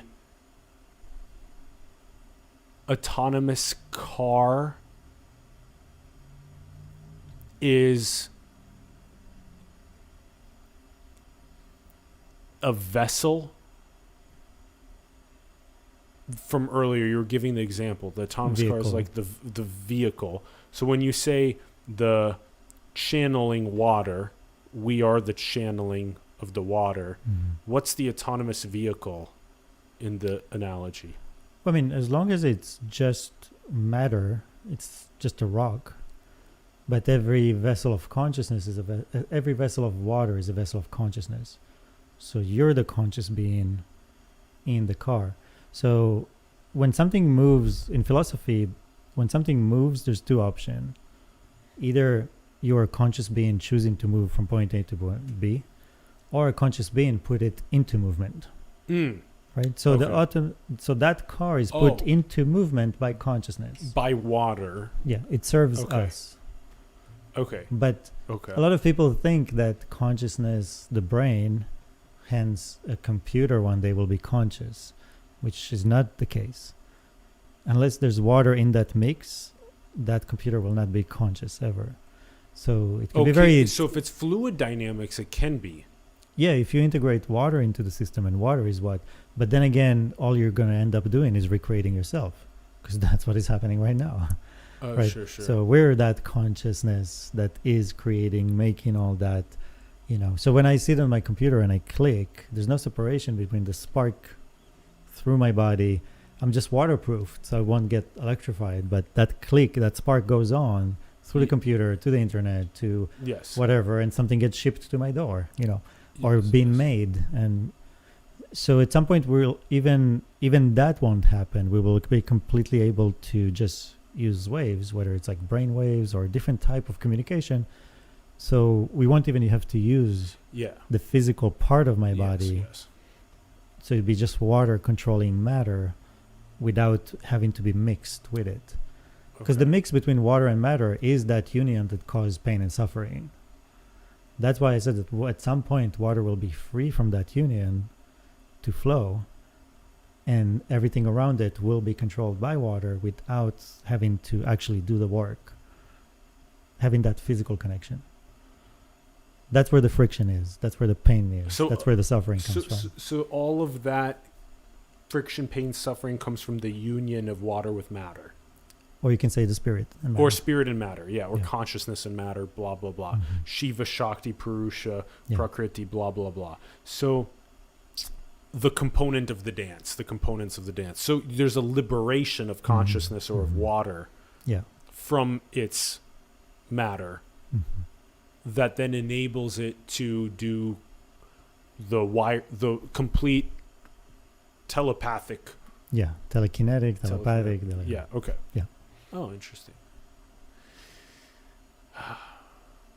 And so that's enabled by also Neuralink, etc., all these types of future brain-computer interface style technologies. Probably. I mean, I think the way we see it is that we create a lot of different ways, and the best ones. Yeah, always. Right? Yeah, So that's the Yeah. evolution of creation. natural selection. Blah blah. Yeah. Did we share? I guess another minor question here is that did you do some sort of you made a movement in the water and then captured it? That's how you made these. Right. So my goal is to find movements, right? So whether I go to a stream, Okay. I go to the ocean, I create movements at home. And like I said, the most effective movements I found, the most informatives, are sound waves in water. So then I create sound waves in the water, capture those. So was this sound waves? A lot of this was sound waves. Some. These are actually the first images. This is before I even entered sound. Some of those had more of intention. So like the one you see on the right, Yeah. that was actually on Passover. And I was thinking about splitting the water. Like I was thinking about that concept. And if you see in this image, you have this one sphere that actually has this split in it, almost like two faces looking at each other, yet it's Yeah. one of a whole. So it has this kind of infinite flow, yet it has that split, and it's kind of looking at itself. Yeah, it does. So, It really so a lot of does, the yeah. images at the beginning was really just my trying to put my headspace and see what happens, right? It was kind of like Emoto's work, where how does your feelings affect the water? But then I wanted to move away from that and focus really on things that I can scientifically show, and that was more the sound waves in water and things of that nature, because I didn't want to end up in a world where I'm constantly battling, what I think I see to what other people will see. Where when it's sound waves, it's you can repeat it. You can, yeah. That's right. It's real That's right. science. It's Yeah. you can actually see it. This Yeah. frequency will be always the same. That Same, yeah. so Yeah. so I try to always focus on things that are more scientific, or for example, fluid dynamics. If you zoom into the one on the right, so you learn a lot about also space. Space is liquid dynamics. Definitely looks like the Mandelbrot fractal zoom. Yeah. So you see the eye, you see Yes. the movement in space. Totally. There's always a black hole in the center of an impact, Yeah. which is also what we see in space. There's always a black hole. Yeah. So for example, what I learned is that the black hole is not where things get sucked out of life. It's actually the opposite. It's the injection point. Yeah. So this universe is actually more like something that was it's fluid dynamics and it was injected in. That's the black hole, is so the that's injection the spark point. of creativity. And then that thing is flowing on. Yeah. In that. So it's almost like when you take the water and then there's the injection point's kind of like the Big Bang, the point of creation. Yeah. So that's just one the intention at the level of consciousness happens at the Big Bang. It's all in one, right? It's a fraction of a second that. Yeah. And then that intention of exploration, of creativity materializes itself and then reflects on, holy shit, we're here to do this creative, explorative process that we set out to do 13.8 billion years ago. Maybe. Maybe. Or maybe every second is just now. And it's just now. Yeah. I mean, because time doesn't really exist in that way. No, like I said, time is a measurement of energy within consciousness. Of how fast or slow you're moving. Yeah. But there's no universal clock. None. So, for example, there's no time on the moon. And there's no time in infinity. There's no time in eternity. Those are mutually exclusive. Yeah. Time is when you have to have a conscious being measure its own movement. Yeah. For it to even be time. Yeah. And then how fast the time goes depends on the temperature at that place. Yeah. Okay. Wow. And by the way, what's the future for you with the Faces of Water as the photography? Where are you thinking of taking the photography of water? Repeatability was one thing you mentioned a bit ago. And I've already achieved that part. Yes. For me, it's more, I'm constantly just, I'm enjoying the process and the process of investigation. So I haven't yet stopped. You know what I mean? Like to stop and just focus on one thing and one thing only. So I compared this photography to, like when I told you, you can invent, let's say, X-ray. Now you study the body. You can study bones and things that you couldn't do before. So that's what happened to me. I invented that. My focus was to see the water. Okay. Learn from it. I've learned a lot from being able to see water. Yep. And then took that knowledge and start lecturing about what I understood from it. Yes. And that touches on all aspects of society and life and everything we know. One of the latest things... The last hour and a half of conversation. Right. Pretty much. Comes from seeing movements in water. That's really cool. And then one of the last things I created was the family fluid dynamics, which explains basically, and again, nothing I talk about is new. It's just from the point of view of water. But people talked about it as generational trauma, generational curse. But it's basically you're born into a river that was shaped by generations and generations. Yes. So the family fluid dynamics help you to see the river you're born into. Oh, okay. And basically get out of that because you're not that river. Yeah. You're the water, but most people identify with the river they're born into. So it's more the matter, the river banks and the shape of it. Yes. Because maybe, generations ago, somebody hit an obstacle. So I'll give the metaphor quickly. You're born, your moment of birth is when the rain hits the ground. Your life cycle as a person is the journey from that moment back to the ocean. Yes. Right? Yes. So as the water, makes its way to the ocean, let's say it hits an obstacle. So now it has to go around it, and it's not anymore the ideal path. It has to start moving around and changing its path. But then over time, water, that obstacle, it gets dissolved, eroded by the water. But the river still moves as if the obstacle is there. You're born into that river generations after, and you still wiggle around as if the obstacle is there. Yeah. So like in the Jewish world, people born after, generations after the Holocaust still have issues with food. Yeah. But it's not their issue. It was given to them generation after generation. Yeah. So once you identify with the water rather than the river banks, you start to see what's yours and what's not yours, right? So that's the family fluid dynamics on, quickly. And then the next thing, I've been working on a project for over a year now. It's a new book. And that book is all illustrations, actually. And it's a story that explains how and why water and nature created human beings. Yes. It's called The Liquid Forest. Cool. and it's kind of a secret project. We're almost done. We have 2 more illustrations before that part is finished, and then Very I'm going to good. start telling that story, and it's kind of like the prequel to the Bible. Sweet. Yeah. Yeah, that's great. I love that. That's actually something that we're really passionate about that we'll probably talk about after the show is creating art and illustrations that then explain source or infinity doing this creative process, Yeah, why we're doing it, exactly. this type of thing. I'm excited for it, and also to be able to potentially bring you back on to be able to explain it and have more of the dialogue about it. So that one is forest. The liquid forest. Liquid forest. I like that. Mhm. It's cool. The liquid forest. Family fluid dynamics. Mhm.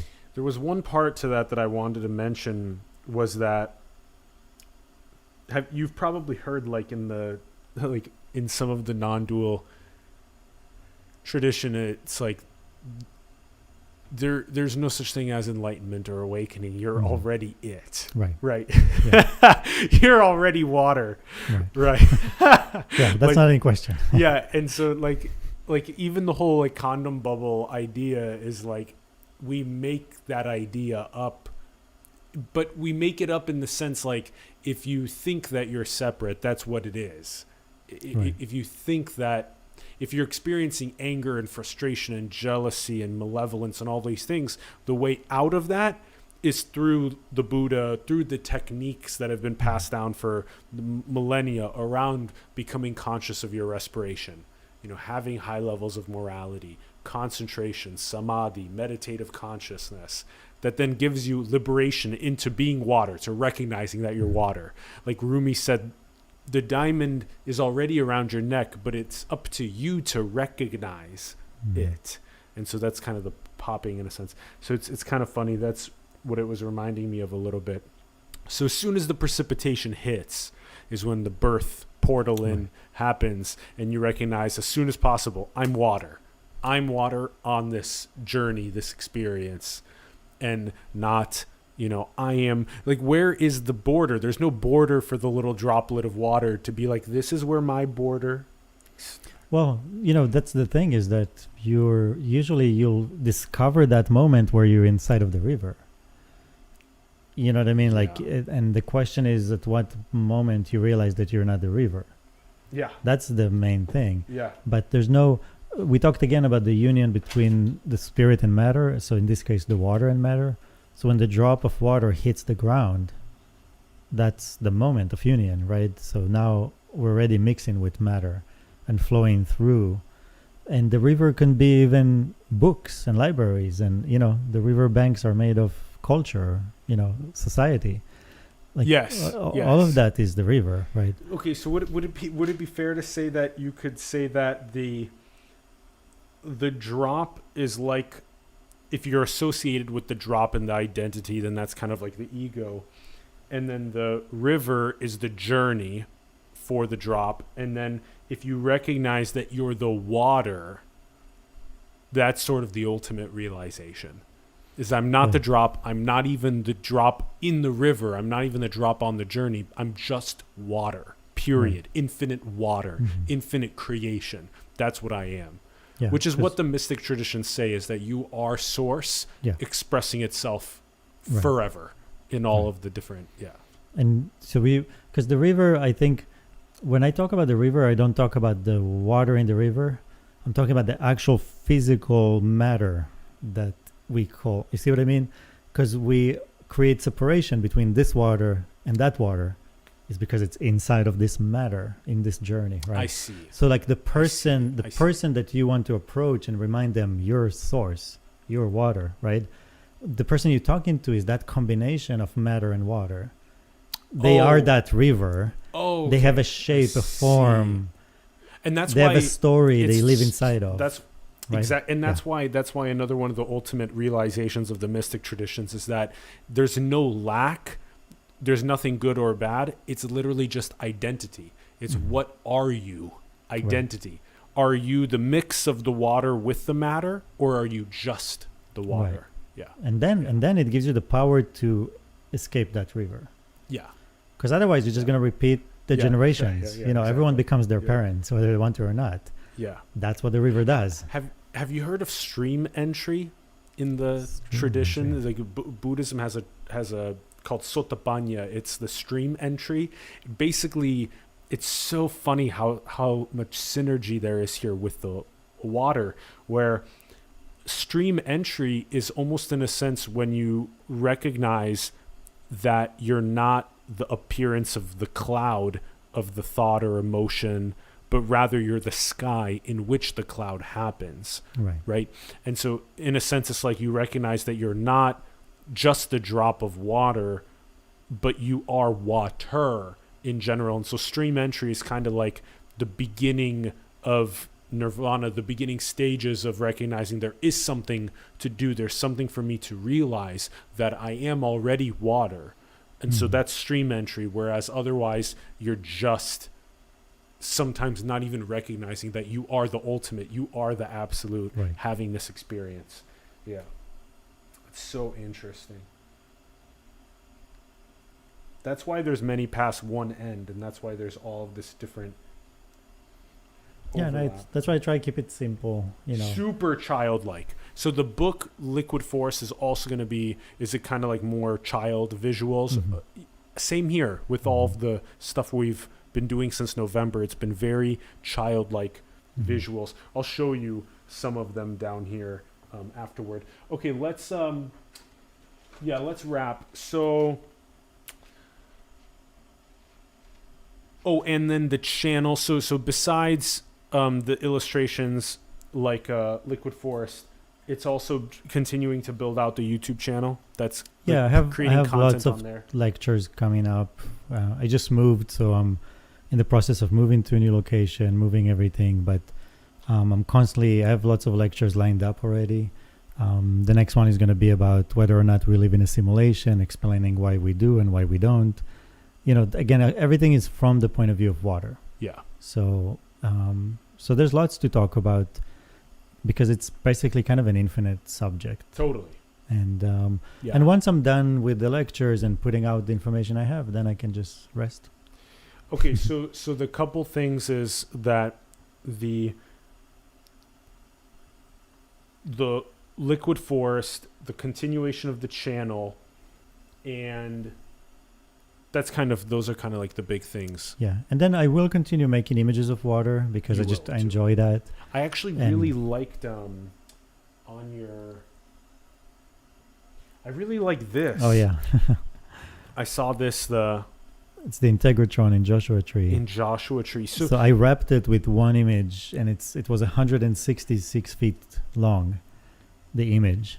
I love that. And this was kind of what I was thinking when I was wondering, like, where can we put Faces of Water? Well, we can put it on all of the ugly, not ugly, I mean, it's our creation, but there's so many ugly, just plain building walls that have no beauty on them. Right. And so if we put Faces of Water on, even right here in Koreatown, you can put it right on all of these beautiful building, like on the sides where there's not even any windows. Right. Put one of those massive... Anyway, this is what I was thinking also about art, which is something we could potentially talk about, is just the proliferation of Faces of Water. The beauty of the method is that because my negatives are really large and the film I'm using is made out of nanoparticles, I can enlarge my images to any scale and any size. Awesome. And there's never ever a pixel. That's like so when people see my prints, they don't understand what they're looking at, because there's no pixels. No pixels. You don't, because it's so fine. And so I can take an image of 1 inch by 2 inches and blow it up to the Empire State Building, and there'll be no pixels. That is so crazy. As far as buildings, that's the ultimate place for. That's why I always do large scale prints. I go as big as I can. Have you been asked yet to put it on a side of a building? There was one project that was kind of like a concept they suggested, but I didn't go really anywhere. I would love to help make that happen as soon as possible. There's actually a decent amount of artists that are starting to, in a sense, create their murals on the sides of buildings, like on the big, large scales. But to be able to take and... So the nice thing is that You'd have to print it I piece print by piece. them. and That's then- fine. That's yeah. easy to tile. Yeah. But I print them on aluminum, and the aluminum we use to print is a building material. When you see Ah. buildings that are like silver or gray, Yeah. looks like metal, that's the same panels we print on. So let's say a building that's cladded with that could be printed very easily, or it could be printed on like vinyls. My idea was that taking, buildings in construction, they cover the construction with this fabric. Yeah. So my idea was to have those images there. Oh, that's cool. So while it's in construction, you get this huge, kind of exhibit space, basically. Yeah. But yeah. And you also have a gallery in Ingleside, Inglewood. Yeah, Inglewood, right? Inglewood. Yeah. that's the water museum. The Water Museum. Yeah, because of COVID, we, couldn't open to the public, but it's supposed to be the place where we explain everything from the science of water, ecology, climate, to philosophy, theology, I love that. mysticism, mythology, like basically everything, because water is really the one line that ties everything together. Yeah. So you'll put some of the liquid force stuff potentially up as well. Some of the drawings we're story. making are pretty big. So what I think I'll do is convert the whole space to an exhibit space for the book. So you can see all the that's great. illustrations Yeah, exactly. and create installations that you actually walk into those spaces. I love that. I love the installation. Yeah, Mhm. because that's the experiential Yeah. component of it. Like to create sort of the pulsating visualization of what it's like to touch and then to watch like in a 3D aquarium for it to watch the face Yeah. of water change would be, that kind of stuff's so cool. Yeah, I think that's pretty much it. Did you have other things you wanted to also mention? No, that's pretty much it. I'll be happy to come back in the future and Yeah, we'd love discuss to have more. you. There's always more to. Heck yeah. And to collab on. We'll explore that stuff here in a bit. Silly question. Let's go with favorite food. Well, I am from the Middle East, but my mom's food, of course. What is it? What's favorite? There's a dish she makes with okra. We call it bamia. Bamia? So it's like okra in this red sauce, potatoes, chicken, Yeah. rice on the side. Oh, that sounds so My good. favorite dish in the That world. sounds so good. We're site specific. Everyone likes their Yeah. where we're born. The food It's we're born to. metaphysical. The question, what's your favorite food, is metaphysical. It's really interesting. It's like if you can tell that you have a specific taste that nobody else in the world kind of has that specific taste, just like your iris is a specific that nobody Right. else has, etc. So orca with this like red with chicken and potato and Yeah, I rice. guess it's a kind of a tomato sauce yeah. and And orca, this kind of like very okra. Okra. Okra, yeah. Okra. It's kind of like a. Is it like? It's kind of a green. Quinoa. It's like a quinoa. Oh no, it looks like a tiny zucchini or I don't know what even family it is. It reminds me of a small eggplant or zucchini. It's like this small vegetable, but you have to know how to cook it perfectly to have it. Okay, this is what. Actually, sometimes I find I like southern This stuff. food. Yeah, so sometimes I find like fried okra here that it's kind of on the American. So fried or baked okra. That's what you'll find here mostly. Oh, interesting. Yeah, it's totally not a. It's not a grain. It's a plant. Yeah. Yeah, it's not a grain. Well, yeah, that's interesting. Okay, so this with chicken, potato, rice, tomato sauce. Yeah. Here you can see the more like the What's the dish called? bamia. BAM. Bamya, I guess. My mom is originally from Turkey and her family. Yeah. That's it. Oh, that looks so good. Yeah, exactly the way you see it over there. This one? And then with Yeah. rice. Yeah, it looks super good. Yeah, this is definitely one of my favorite silly questions to ask, and it's so metaphysical too, which is super interesting. Okay, cool. Let's wrap. So yeah, everyone. check out the links in the bio below. Thanks for tuning in. We love you very much. We're really grateful. It was a super fun conversation with Moses. You can find all of his links in the bio below. Go and subscribe to his YouTube channel and check out those videos. Really nice and informative content there. Also, follow him on Instagram. You can find his book link in the bio below as well, to the Faces of Water book. And then also his website, facesofwater.com. All those links are in the bio below. Comment below with what you think about the episode. We'd love to hear from you about identifying as water. We would love to hear how you feel about that. Like the video, share it with other people, subscribe if you haven't. Let's catalyze more of that oceanic feeling. That's a wrap. I think that's it. Moses, any other thoughts on the way out? No, I'm hungry.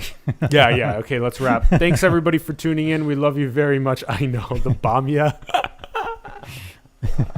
Okay, we love you very much. We will see you soon. Thanks everyone. Peace.